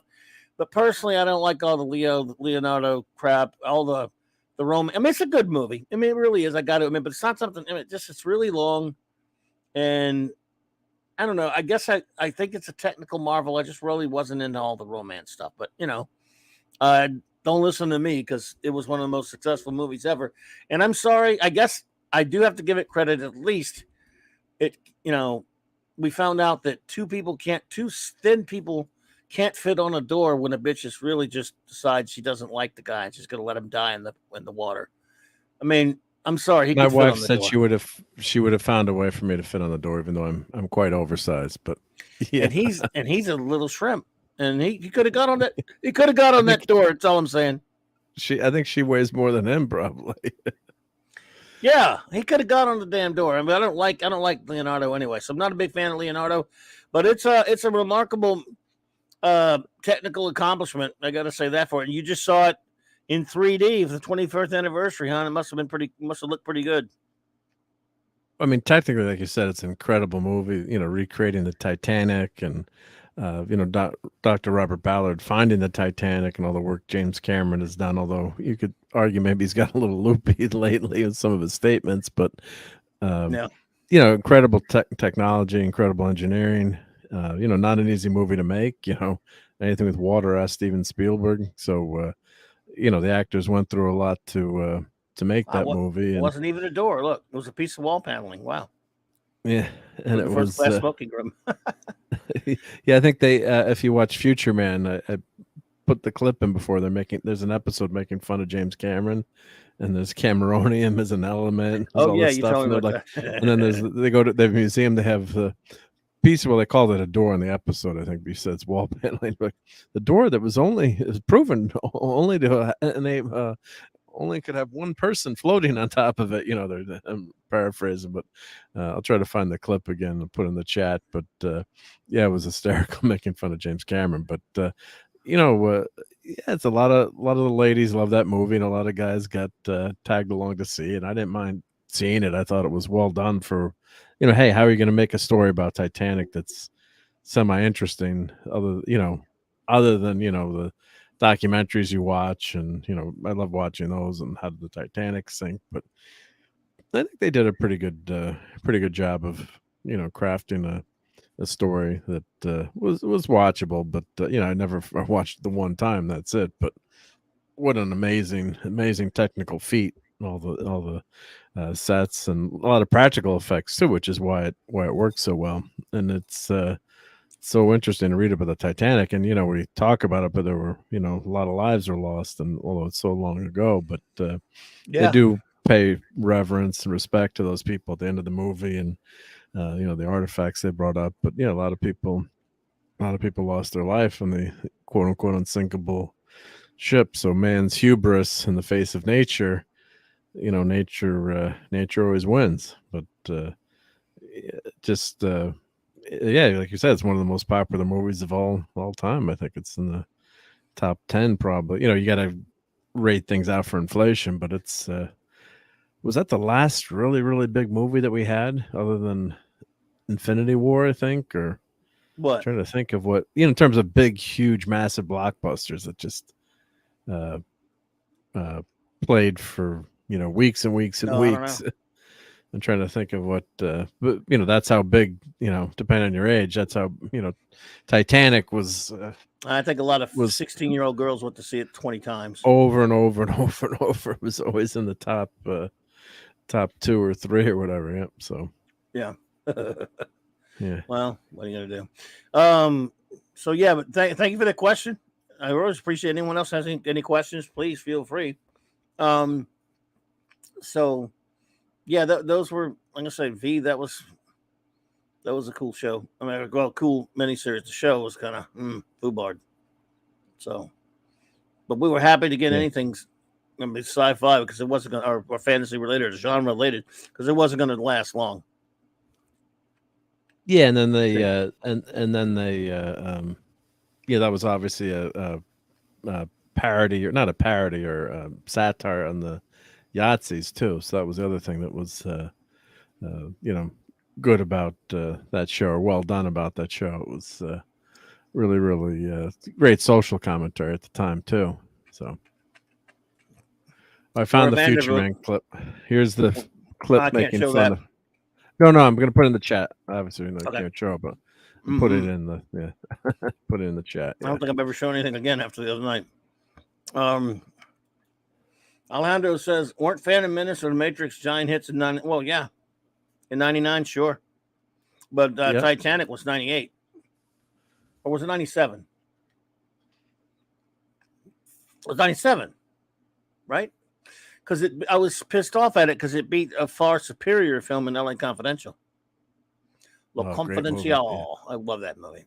Yeah, it was 97. Titanic was 97 because that was one of those rare years when I saw 4 of the 5 movies nominated. It was, I mean, back when when the Oscars actually meant something. And so yeah, but it was. I mean, that was. Let's see. The only movie I didn't see that year was The Full Monty that was nominated for best, but the other ones were Titanic, LA Confidential, As Good as It Gets, and Good Will Hunting. They were all nominated. Those are the 5, and I only remember that because I saw all but Full Monty at the theater. And I was going, no, LA Confidential should win, but there's no way they can let it beat Titanic. Yep. No way. Here, I found a chart I can show. Oh, you love those charts. I love those charts. Yep, and this should be copyright compliant. It's a chart. I did put that in as a what do you call it? A fight on that on that copyright claim. So those bums. Yep. Yeah. Hey, Shooter, what's up? Good to see you. See, LA Confidential, because it has that weirdo Kevin Spacey, it kind of I can't let it affect me though, because I just love that movie so much. All right, what's the deal here? Well, these are because whenever you talk about the biggest movies of all time, you got to adjust it for inflation. And of course, Gone with the Wind was released multiple times, but I read an article where they said if you broke it down, it was like Gone with the Wind. Everyone saw it, like 2 times twice or 3 times in the country, based on how many people were in the country back then. So 202 million tickets, came out in 1939. So considering the population of the U.S., so lifetime gross is 200 million, but it's unreal. 1.8 billion. So that's 39. Then you got Star Wars. We don't need the number. I love 4 that it's that high. Yeah, so it's that's just number real, 2 just movie. Star Wars. I love that it's that high. Then you go Sound of Music. That's respectable. I can't believe 65. It's that high. Wow, that's high, dude. Jesus. But they must have gotten released. You know what? I don't think I've ever seen it. I don't think I ever watched that. You've never watched Nicholas Hammond in his second Nicholas best Hammond role? was in that. I talked to him. Nicholas Hammond. Isn't that good enough? And then I don't like musicals. Yeah, but it's much better than the Klingon. I'm not a girl version. Oh, Klingon version. Now, here's a movie. I've never been the biggest fan of E.T. No. I thought it was a little exploited terrestrial, overrated terrestrial. I mean, I remember when I went to see it in 1982. I tried to go see it by myself. I think it was by me. You didn't cry. And you didn't cry at the end? I couldn't get in the first time I tried to go see it because Richard Pryor was in town filming The Toy, and he bought out the theater. It was right that first night or whatever. Oh, God. And I finally saw it, and I was like, we got to remember. That was the summer of Wrath of Khan and Tron and all this other stuff. And I was 18 years old. This movie was too sappy and cornball for me. I watch it now and I can 14, I watch it now and I can have more appreciation. It's great, but it's not really, great music. But John Williams scores magnificent. Yeah, so I remember seeing a promo for the ET. I'm like, Mom, we got to go see ET. It's gonna be cool. And hey, Reese's Pieces, M&M's made a classic blunder there. They didn't want to be in the movie, so ET eats Reese's Pieces. So here you go. Titanic is number 5 movie of all time. Titanic is number 5. Wow. Yep. And then you got 10 Commandments. 10 Commandments, love it. 56. That's high. Wow, that's amazing. Yeah. I mean, Jaws, it made $65 million, but yeah. Jaws, yeah. Yeah, but they're adjusting it for that's what you need to do, yeah. So Dr. Zhivago. And yes, Jaws. we've got a horror movie. Yay, Jaws. I don't think I ever watched all of Dr. Zhivago. That was an adult movie back then. I didn't watch that. Did you? I've seen it, but yeah, not till here. Obviously, I was. That's a grown-up movie. When that kept running on ABC, I just didn't watch it. Yeah, skip it. Yeah, Exorcist. Yeah. Yeah. Now, scare the crap out of you. I was too young in '73 to see it in the theater, but man, my parents went and they were terrified. But in 2000, when they brought it back and added some scenes to it, like an idiot, I went to see it. Yeah, scary. Scary movie. Snow White. Wow, that's up there, isn't it? Yeah, so Snow White's number 10. The Force Awakens trash. The Force Awakens is made the number 11. At least it's not in the top 10. That's better than nothing. That made more money than when's this chart? That can't have made more money than any of the Marvel movies, right? More money than Empire. That's disgraceful. Oh, maybe this is domestic box office. Maybe this is domestic, not worldwide. Maybe. No, I don't know. Look again. It probably is. Let's see. That's overall, yeah, because you would think that Endgame. I know Endgame made more than $1 billion. At least Empire's pretty high. Infinity War made like $2 billion. This has got to be. I'm guessing this is just U.S. only, but I'll check. We'll keep going down the list. Yeah, well, look at the number for Endgame though. Yeah, Endgame was. But that must be domestic because it's got to be domestic. $2 billion. It's the number 1 in all time. Yeah, for that. Must be all time. Look at the top. It says worldwide up there. I guess you got to click worldwide. Worldwide, yep. But let's keep going down. We'll finish the top 20 here. So Exorcist, Snow White, Force Awakens, 101 Dalmatians, Empire Strikes Back, probably the best Star Wars movie, and Ben-Hur, and Avatar. Okay, here we go. Avengers Endgame. Yeah, so that's got to be domestic. Yeah, domestic only. And then Jedi, Jurassic Park. Oh, what a great movie that was. And Phantom Menace, The Lion King, and The Sting. Indy was number 22. Sting was great. Now, I resent them calling it Indiana Jones and the Raiders of the Lost Ark. Screw that It's noise. just Raiders of the Lost Ark. Right. I hate the crap out of that. It's And The Raiders Graduate. of the Lost friggin' Ark. I was watching The Graduate with some friends years ago. And Wow, that's high. one of the friends said, Graduate? "This movie is boring. It has too much dialogue in it." mean- go have another drink. The Graduate, yeah. I'd rather not, Mrs. Robinson. I mean, Yeah. I can't imagine that being on there. Fantasia, yeah. Yeah, Godfather, and wow, The yeah, I Godfather, can yeah. understand that. Wow. So Avengers is way down there. Grease. Black Panther is on there. Jurassic Exactly. World. It's Raiders. Dark Knight, yep. Infinity. Oh, here we go. Infinity War, yep. Wow, Endgame made more than Infinity War, yep. So number 36 movie, yep. But I guess you can, let's see if we go. Can you sort it by year? Did you say this is overall?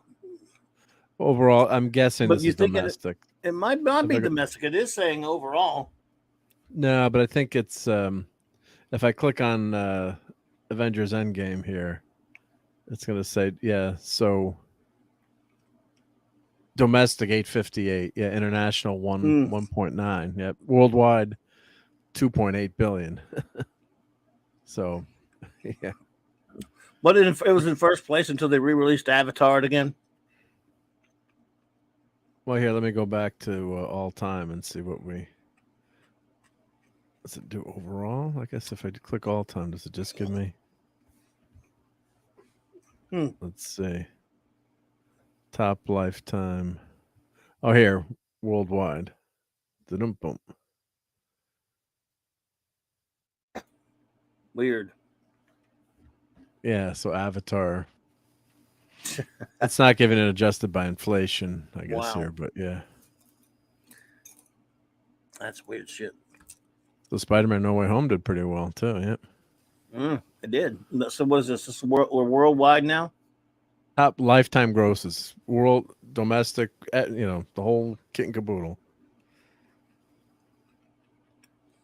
Wow. So Avatar did great worldwide, yeah. So it, but not adjusted for inflation. Not adjusted for inflation, yeah. So Avatar is number one gross, but that really doesn't mean anything in terms of. Hey, you got to adjust it for inflation. Avengers. Well, Disney got some money back Holy from that shit. one. Way of Water's that high already now? Yeah. Oh my God. What are you people doing out there? They've got their 3D goggles on, yep. I just don't get it. I hated the first Avatar, but I get people. I just didn't see. It's just weird. There's no fandom of it. It's just all for normies, I guess. I'm thinking about it. There's really not a fandom for that. Not that there aren't people who like them. There are, even if you've cosplayed here and there. But there's no fandom, because if there were a fandom, there would be a lot. There would be books and things like that, and all this other stuff, instead of just like knickknacks. Yep. Well, it made $650 in the U.S., so not bad. But foreign gross, it killed it. Foreign gross, yeah. So that's huge, yeah. Me either, Shooter. I'm not gonna go. I got dragged to see the first one. Never again. I'll watch it when it streams. But it's got to be better than Wakanda. Maybe, but. At least all the Atlanteans are blue in Avatar, right? Yeah, but I mean, you can see why comic book movies are so popular. Look, or genre Avatar. I guess I'm not going to call it a superhero movie, but Ant-Man it's a ain't gonna make sci-fi. it. So Titanic's. Let's see in this top. All right, you got Titanic, Jurassic World, Lion King, Furious 7, Top Gun Maverick, Frozen 2, but everything is, all these great IPs. Frozen, it's either Disney movie. So other than Titanic, is there anything in here that's not a cartoon or a genre movie? We got Harry Potter. No, right? You're right. Incredibles 2. I mean, Maverick's not necessarily a genre film, but it is an action film. So, yeah, I mean, I guess that's a genre film Yeah. in a sense. So, wow, you're right. Skyfall, James Bond. Ooh, That's a it's a spy great film. song, The horrible movie. sucks. Yeah, So, in other words, you're right. That's a good point. There's not one Merchant and Ivory film in here. Not that we thought there would be. yeah. But what? How long do you have to go? Do you get to like a film that's not like you say genre? Pirates of the Caribbean. I Cartoon. don't know. That's still sort of like a kid's Genre. That's a. I mean, it's based on a ride of an amusement park ride, for God's sake. Yeah. Okay, Alice in Wonderland. Kind of, but that's still based on it's based on an old book, but Yeah. still, it's all this is genre stuff. Bohemian Rhapsody. Well, it's a movie about Queen. Now that's a biofilm. That's the first one that's actually a biopic about somebody that lived, right? Yeah. And that's number 68. Spectre. Color Spider-Man 3 is. Hunger Games. Be Bull versus Shites way down at 78. Of course, Jennifer Lawrence is in all these movies. Why Revenge of the Sith is down at. Wow, it did not do well, did it? Well, I mean, it's still pretty good. I mean, 868. But Wakanda Forever. The foreign gross wasn't as good back then too. So China became a much bigger market later. So Inception, Hi Mom, Independence Day. Yeah, so the top 100. It's basically all an ET's number 100. See, of course, it's not adjusted for inflation again, but ET. But yeah, it's Crystal Skull 103. But yeah, it's basically, there's no classic dramas or mysteries, or it's all genre stuff in there. I guess it's Titanic's disaster technically, says Alejandro. I guess that makes sense. Yeah. So that I would say Titanic is other than Titanic, everything is, superhero stuff, yeah. And the Queen biopic, yep. Weird. And Maverick, I guess, yeah. Interesting, yeah. So you got a list of the Marvel movies? Oh, yeah, the biggest ones of those, because Quantumania is going to start tanking, and it's going to become microscopic. But do we have it's going to have little box office, if you know what I'm saying. Let's see if they have. Let's see. I'll go to. I don't know if I think you met Flash once. Flash, who used to do the show with me. He used to brag on Ant-Man and the Atom. He thinks that he makes fun of shrinking characters. And we would push back because Matt and I love, I love the Atom and I love the Ant-Man, but he would make me just he'd say stuff like he said, if I said, did he see the new Ant-Man movie? He says, make a quip like a little of it. Yeah. Have you read I've read the Ant-Man comics? A little. In other words, he's always got to get the digs in. Make the digs in, right? Yeah. And so, did that make any box office? A little. Yep. So it had a decent opening. What do we got here for Matt? Yeah, so the opening weekend, so it's up to $127 million. Let's see, is that the total worldwide? Yep. I guess that's worldwide. Yep. Opening 106. Worldwide, it's made 260. So Alejandro, you won't know until next weekend. Yep. Yeah, that was pretty dumb. Mentioning, I know socialism is a charged word, but yeah. Have a great night. At least they did. Chris Persia, take care, buddy. Hey. Good night, Chris. Yeah, don't lose this. Well, don't lose to certain Sandman. Yeah. But that's they kind of shut him down though too, which was good at least. So he kind of got shut up. So where's it sitting right now? Well, here, let's see. Domestic. Let's say yearly. 2023. I mean, so it's well, it's two. I mean, it's so early in the year, but it's number 2 in the year right now. No, not. I didn't mean that. I mean, what kind of totals worldwide? 127. 127. I don't think it's going to get much more. Total gross. Yeah. No. People are saying.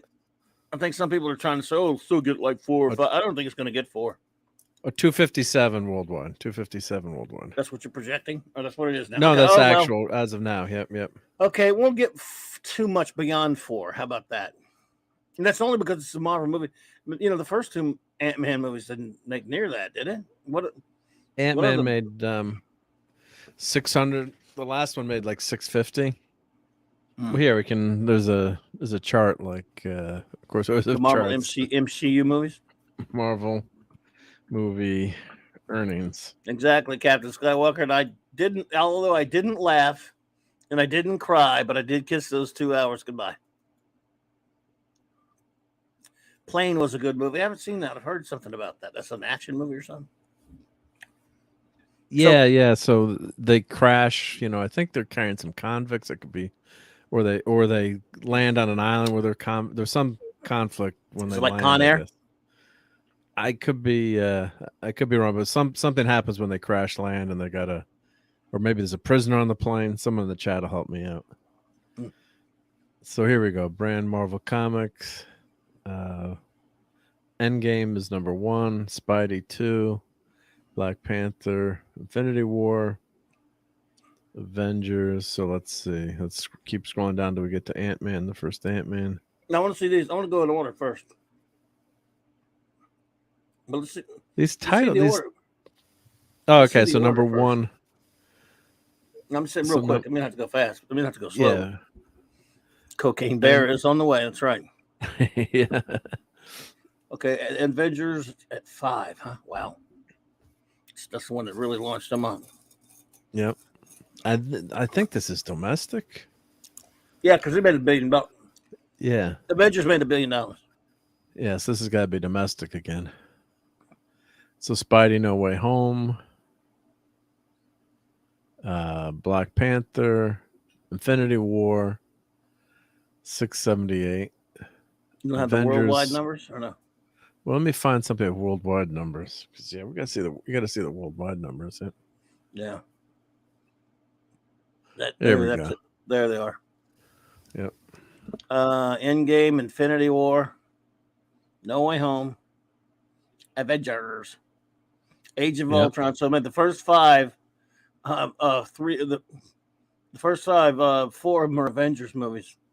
Yep. Which makes sense too, because those are the ones with all the gangs all together. Yep. Why is Incredibles in there? I hated Incredibles. Oh, they're calling it superhero films. I guess. Okay, that's fine. I hated Incredibles too. I was so disappointed in them. I love the first one. Iron Man 3. Wow.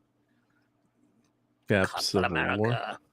Aquaman, enjoy it because you ain't getting the next one's gonna bomb like a biatch. I heard it was bad. Yeah. Dark Knight. You know, Joker's not a superhero movie. It's not even really a DC movie. It made money. It made money. I agree. I didn't like it. Thing made money. I hated that movie. I didn't like that one. Yeah. The Dark Knight. I can't believe Rises made more than Dark Knight. Yeah, which is a worse movie. Yeah. Some people like that movie. Yeah, I guess. Look how high Doctor Strange went. Yeah, it almost. I think it was on the strength of Spider-Man. Look at Spider-Man 3. That turd. Yeah, and that's still Homecoming. Did well money-wise. You know, I guess. Yeah. Or these movies probably. You know, they probably spent so much on the marketing and making the movie. Probably lost money. Is why we never got. That's not the Amazing Spider-Man 3. That's. I think it's Spider-Man. Yeah, Spidey 3. You know what? You know, you have a DVD collection, and you have had like a box that you put all your DVDs in. You take the DVDs out, and I saved 2 spots for the deluxe edition, Amazing or Spider-Man 3, and I never bought the DVDs. It was so bad. You know, I'd saved it, like I'd skipped the spot because I was number 1, number 2. Yeah. Hey, your old toys. What are you doing up so late, young man? I won't tell on you though. Well, I think he's in the. I don't have to go to school tomorrow, so it's a snow day. Okay. Well, that's good. He's on the. I was sorry. I was going to think he's on the West Coast. I think so. No, it's not quite as late. Well, I won't tell on you then. Your secret's safe with us, buddy. Oh, and your old toys. We played your video for Retro Blasting, just so you know. Oh yeah, that's right. Enjoyed it. But Retro Blasting enjoyed your video, buddy. He says, "Hail to you." He likes your A-wing. 'Cause I know you said that was your favorite one, but don't ever open the panels with the pencil though. Use a special piece of a little piece of plastic. Don't break that A-wing. Don't break that A-wing. That A-wing's incredible, dude. All of your toys are extraordinary. I mean, where'd you get those, man? Damn. Where'd you get those wonderful toys? Where did you get those wonderful toys? Oh, cool stuff though, buddy. Your old toys and Retro Blessing saw it and salute you. Thor Ragnarok. Oh boy. Wonder Woman. Spider-Man. Spider-Man. I like how Culture Casino calls him Spider-Man. Spider-Man. Spidey 2, Electric Boogaloo. Deadpool 2, Deadpool. Guardians of the Galaxy. The Batman's that high up. Thor Love and Blunder. Yeah, but look at how bad of a movie Thor was, and it still made $760 million. That's so horrible. Yeah, look at why Suicide Squad that high. That movie suckled. That's Suicide Squad, not the Suicide Squad. Days of Future Past. Yeah. Why is the director's cut on was there? better? That's not a superhero. He fought like a superhero, but it's not a superhero. Winter Soldier, yay. And if this was later in the Marvel, like that movie would have made, bank if that had come out to, because that was so early in the Marvel lineup, I think too. The series just got bigger and bigger. Man of Steel, Spider-Man 2. God, what a horrible movie that was. Well, they're not adjusting. They're not adjusting for inflation, Alejandro. That's why Batman '89 and Superman the movie are not on here yet. Yeah. Incredibles went down. I mean, 2 made more than that. I guess it was a different time. Just 2004 too. Yeah. Iron Man 2 is way down. Ant-Man and the Wasp. So that's 622. Right, Logan. I did not like Logan. Ant-Man number 50. So 519. Yep. Interesting. Yep. Interesting indeed. So it's what did we say it was up to now? It was what was Ant-Man up to? So 257. So it's gonna make 500 million, I think. We'll see. I don't know, man. But the time of this week will tell the tale. Well, the reviews have been so bad for it too. It's yeah, I mean, just critics are killing it. So it's been a big disaster for yeah. And I think too you're getting a lot of the critics that maybe would have given the movie more kind review or kind of ignored it. They're really tanking it. Which is weird. Yeah, they're not being shills on this one. Yeah. So I don't understand I don't get it. I really thought there would have been working here, for it. I don't know.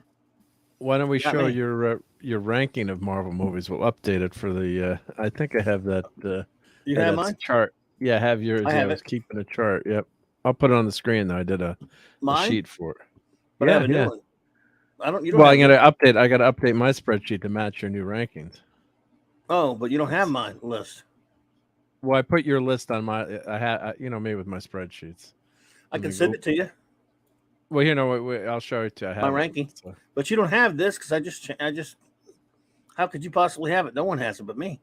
No, but I'll put it on the screen and you can tell me what the numbers are. So let me just go to my. I was just going to send it to you. Oh, you can send it. Yep, send it. Yep. Well, I guess via the but Twitter here I have or the Facebook. Well, I have this. I have this here. So I have your rank because we did that show. So I was showing this, I think, a while ago. Oh, okay, but I have a new listing. I changed. You have a new list, right? Mine, so I'm gonna send it to you on Facebook, right? All right, here's the new list.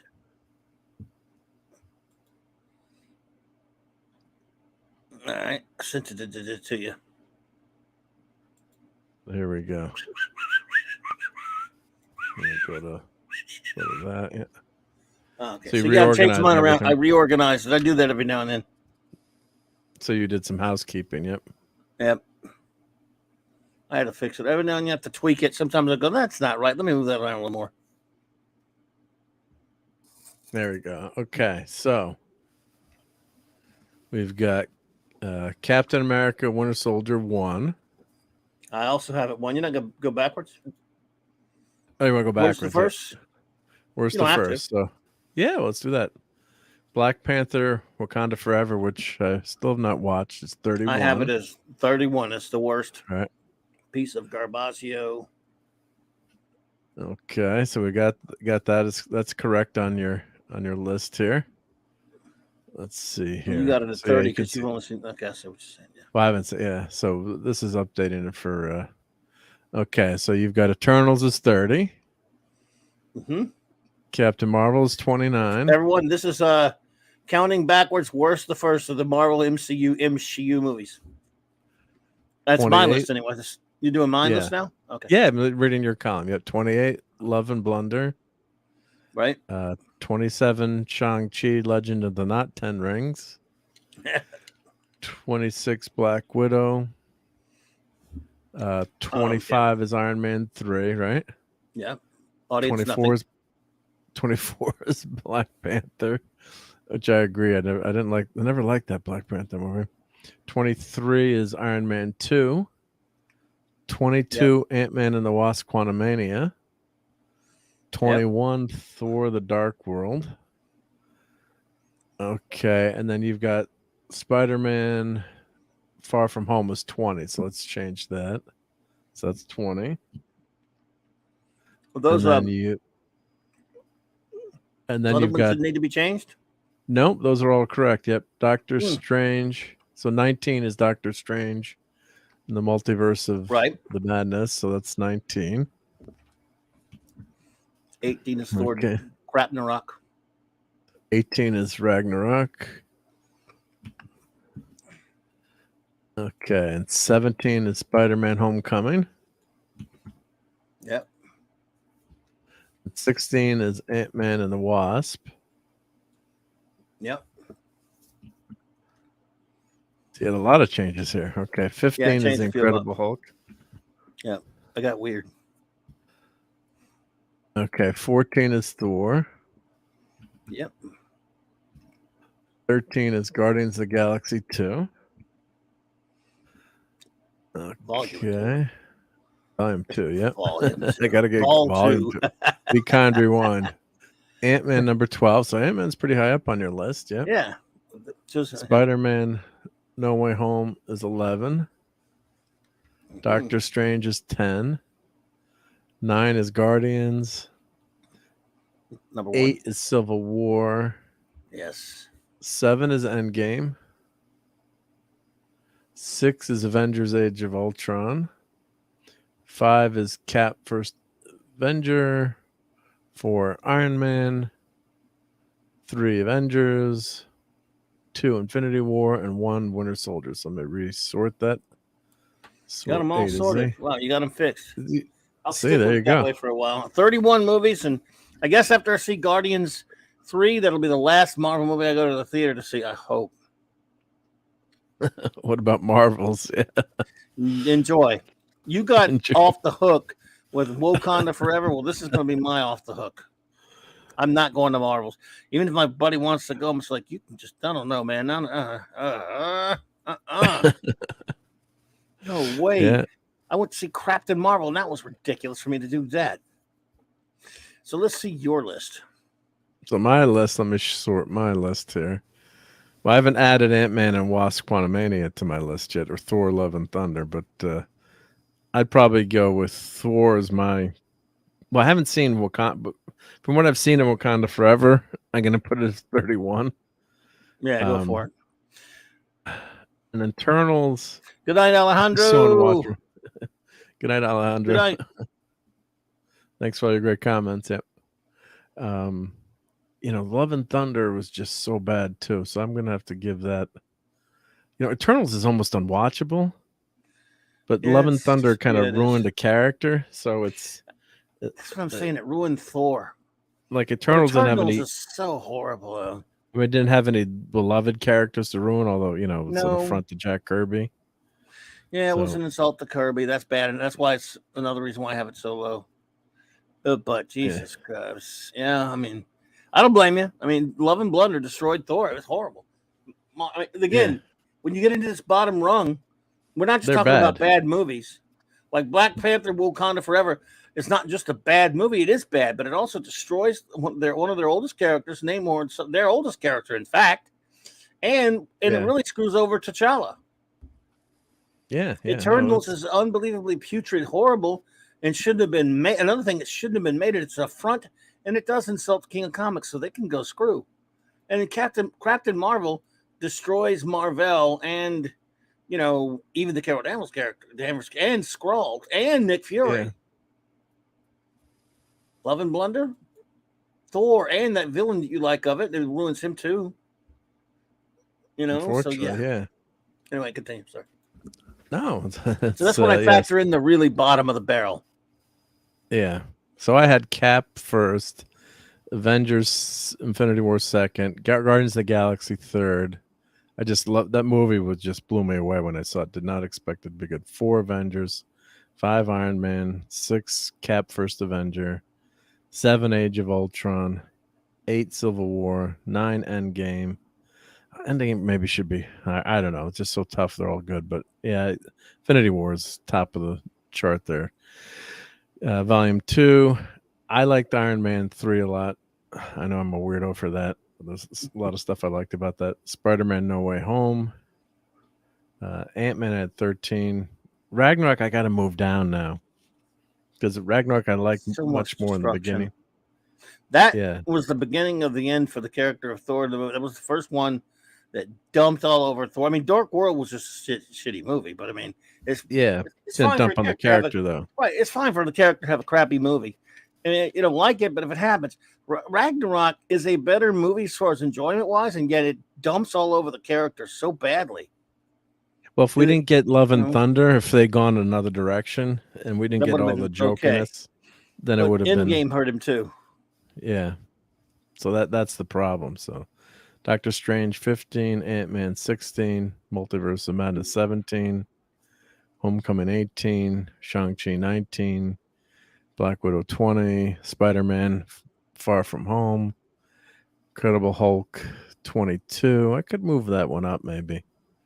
Thor 23. It was a fairly okay movie. Yeah. But you're like in the middle of the list here, yeah. You just didn't aggravate. Could move it up a little bit. Yeah. Thor, I got Thor way too low now, I guess, too, in retrospect. I got to move that Another one movie that doesn't really, it's not offensive and horrible like so many others. Yeah.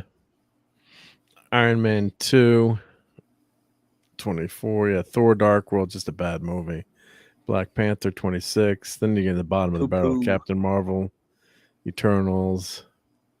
What am I missing? 28 here. So Love and Thunder is 30, 31. So now, where are you going to put Quantumania? I mean, well, I would put him probably. You're not going to move Thor up. I'm going to move Thor up to like. It's not. I mean, it's not as bad as Thor: Love and Blunder. It's just not. It's about that level. It's so staggeringly uninteresting and has a lot of stupid. Yeah. I might not be able to dismiss it. I may end up moving it down one day, but it's because no, still not. It got to have something in it that really, like for example, the movies that it's sandwiched by. Thor: The Dark World doesn't have anything in it that really aggravates me. Yeah. I mean, I'd put it good. Iron Man 2 has things that really piss me off. In the middle, I got Quantumania. I'm like, the bad stuff. Yeah, they do something to he's kind of a nothing character. What they do to MODOK is horrible. What they do to, again, all their SCW horse hockey, and it's mainly just a big blasé mess that doesn't really go anywhere.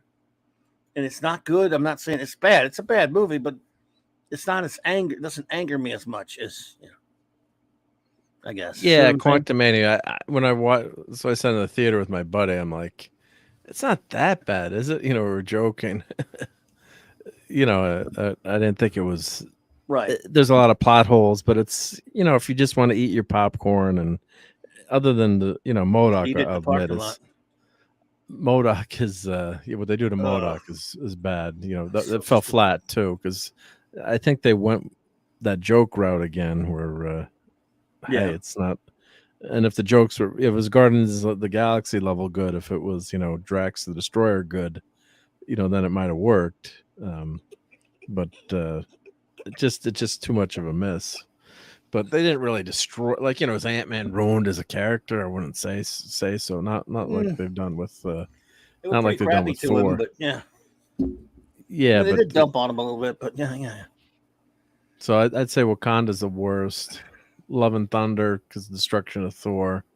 Eternals. Captain Marvel's she's just not good in that role the way it's written. So that's It a also bad movie. destroys Marvel. It destroys the Skrulls Yeah. and Nick Fury. There's a lot of bad destruction in Captain Marvel. That's true. It's not just a dull, dumb, lousy movie with an uninteresting character. It's got a lot of garbage in it.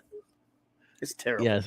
When I watched, I was in the movie theater. I was like, "What are you doing to the Skrulls?" I almost want to yell out at the screen. Yeah. Then the Incredible Hulk. That's the Ed Norton one, right? Yeah. Yeah, I mean, there's nothing really wrong with that movie. It's like decent. That could move up a little bit too. Yeah, I just don't. It's not.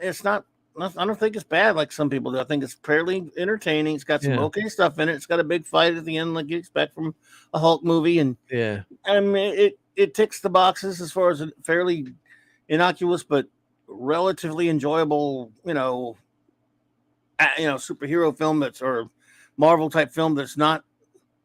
At that point, we weren't completely sick and saturated with these things. Now I was like, okay, well, that's the second. That's the second Marvel movie. Okay, yeah, it's so much better than the idiot movie Incredible Hulk by Ang Lee.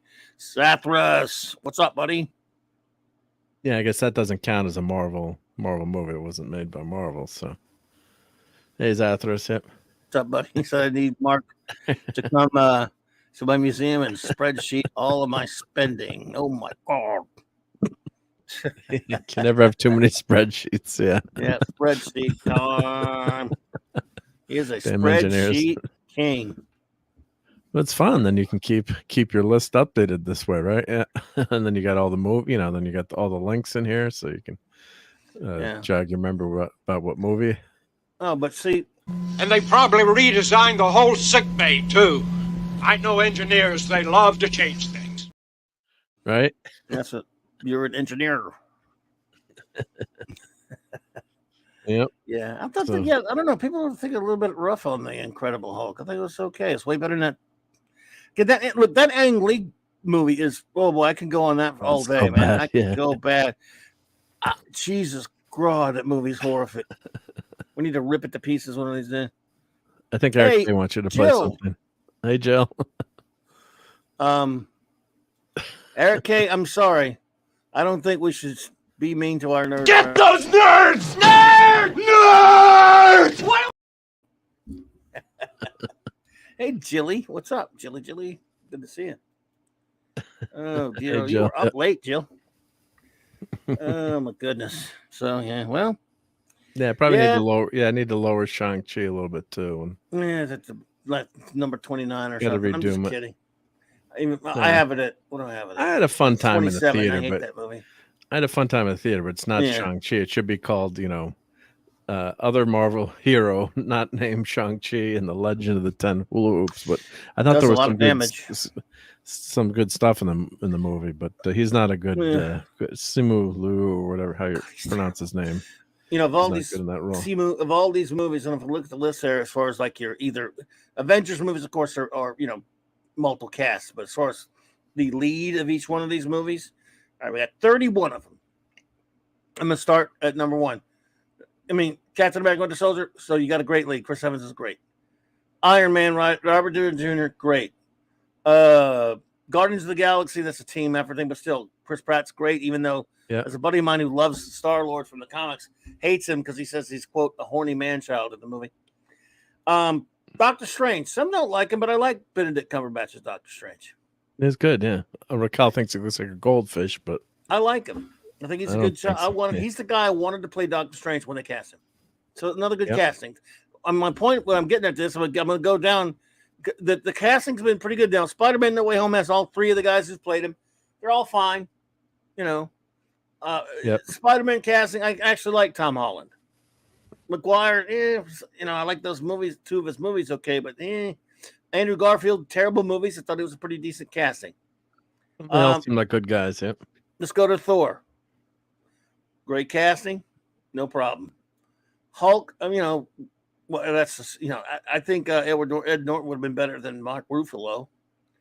And Ant-Man. they've gone too well. I was gonna say they've gone too much with the intelligent Hulk too. Now where I we hate that missed crap. out on that '70s Hulk where we got he could speak a little bit. He wasn't, Well, but yeah, now that he's screw gone him. with the I Professor hate Hulk. that. Yeah. But Ant-Man, okay, Ant-Man. If it's going to be Scott Lang, I don't really care much for Scott Lang, but they did a good job with Paul Rudd's fantastic. In other words, and Evangeline Lilly, too bad she didn't get to do much. She's lovely. She's fine. So okay, we got a lot of good casting so far. Although by the way, the other characters, Jeremy Renner, I don't know about him. It's Hawkeye. I like him. He's not that much like the comic book, but still, he's good. Scarlett Johansson's really good. So okay, we got a lot of good casting right now going for us. We got Scarlett Johansson. Got all these people. Then the next big one to cast would be Chadwick Boseman, and fantastic as Black Panther. And of course, unfortunately, we lost him. Let's see. Then you have probably of all these castings, they're all good. Everything is pretty good to great. And then you get Brie Larson and Simu Liu, two of the worst castings that you're ever going to see in anything ever. I'm not sure. I think Simu might even be worse than Brie. I know that's probably not a popular opinion. Yeah. I think he's worse. Brie's not good. But again, I got to be fair here. I don't really care about the Carol Danvers character of the Captain Marvel version of her anyway. We need to get Warbird. I would have loved to seen that. Right? I just not putting her in that outfit Marvel. on the. They're not putting her in that outfit on the movies these days. But could Brie have been okay in a good movie? Would be my question. I would be like, maybe she would have been at least half better. Right. Whereas Simu, there's no way in hell he's the worst casting in the entire MCU in my opinion, because first of all, that character of Shang-Chi is very much visually based on Bruce Lee, and you just that's just what he is. And when you do anything else, it's like he doesn't have that spark too. It's like when you saw Hugh Jackman on the screen, or Charlie Cox, or great casting. Downey Jr. Like you knew, as soon as Jackman came on the screen as Wolverine, you're like, wow, that's Wolverine. Too tall, I know, but yeah, he owned that character, and he made those X-Men movies a hit. But Jill, no, Raquel did not rate those movies. She's never seen any of those movies. She said, I never realized Raquel rated all those movies. That's retroblasting RB. Yep, not our. That's retroblasting, not RMB. Yep. Believe me, I don't think Raquel's seen any of these movies. Once I asked her, I don't think she said she hasn't seen them. So I don't think she would watch any Marvel movies. It's not her bag. So bottom line is the worst casting of all the MCU. I know that most people, if they took a vote between, I think most people would say that the runners-up would be those two. It would be, they would say Brie and Simu, right? I'd say Simu should win that one in a landslide, but I don't know. A lot of people would probably vote for Brie. I wouldn't agree, though. I think he's worse. And I'm not saying she's good. She's terrible, but I drive a Nissan because of Brie. Is that true, Zathras? You like that? See, the commercial? Oh, that's why I removed my message once. I thought, I got you, Jill. Oh, Raquel was spectacular on Doomcock show tonight. She was going off, man. It was great. So anyway, we've been here a couple hours tonight. I had to start late, and I apologize for that, everybody. So we're going to go on. I don't know. I've filed a complaint. You didn't stream enough today. There wasn't enough Clobberin times for people. Yeah, I've only been on since 7:00, and it's 12 right now. This is the third. You think 3 streams aren't enough? No, you gotta do 4 or 5. Just do midnight to midnight. Mm-hmm. Yes, I should. Well, let's get a move on here. I want to thank you all for being here with us tonight, as always. Sorry for it being just a nothing of a show, but at least Mark showed up to save it, to make something out of it, because I had nothing planned since I couldn't do the thing I wanted to do, that review thing. So spreadsheets are always very popular. So thank you. They are. People love the spreadsheets, Clobberin spreadsheets. Let's see here. Show notes tomorrow night. That clubhouse will be in session. Mark and Raquel will have a lot of fun. It'll be back to the standard time of 9 p.m. Central. And then, what else? Oh, I'll also be on, I think before that, I'll be on the great Tom's channel at Midnight Suds After Dark. And then Friday night, 8:30, I'll be on Nick's channel at the Comic Shop Gang, the Friday Night Comic Shop Gang, reviewing Dave Stevens' Rocketeer comic. And there will be no geekery this week because you're not going to be. You're going to be on an away mission. An away mission. Yep. So no geekery. Yep. I got to post Anything to announce or no? I had some another couple videos today. Well, I had a thing. I can show it without the volume. It's okay. So let me just show that real quick. I don't know if I'm going to get in trouble. No, you can't get in trouble for that. Yeah, because it's my video. So I'm terrified. No. It's if you play it without the audio, it's a 5-second clip. So don't worry, I'm not gonna file a copyright claim on my buddy here. Yeah. So here, I don't think anyone has these cars. So let's go. Oh, I do not want to share the audio. There we go. The weird thing is, the audio is licensed on YouTube, but only for the 15-second shorts. It's not licensed for regular YouTube. So it's just playing the Clobberin Times theme. But here, I'll put the link in the chat. But of course, what Clobberin Times theme? The song, when you play, it's Clobberin Time. That song. Oh, I mean like that. Yeah, it's one, the song Clobberin. Yeah. There's an actual song called Clobberin Time. Yep. So that's the song there. Yep. So I show. Are you sure? Yeah. I can't play it now. I'll play it when we get off the air. It's Clobberin Time. There's another one that's probably the one I used to play on my show all the time. Yeah, where the heck is it? Was it on here? Don't worry about it. Yeah, well, I'll play it for you later when we're off. Yeah. Anyway, everybody. So, anything else? Nope. That's it. So check out that video. Right. Yep. Indeedishness. Thank you. Yep. Where were I? And then of course Saturday night Star Trek, folks. 4 more episodes of DS9 reviewed by number one and myself. So looking forward to that. Let's see here. All right. Well, thank you all so much for being here with us tonight. I really appreciate it. Oh yeah. Oh boy. Jill. So thanks everybody. Really appreciate you hanging out with us tonight. You all have a fantastic remainder of your evening and your week. And well, I'll see you soon. Hopefully see you tomorrow night at the clubhouse. Clobber on, clobbers. Clobberanimo!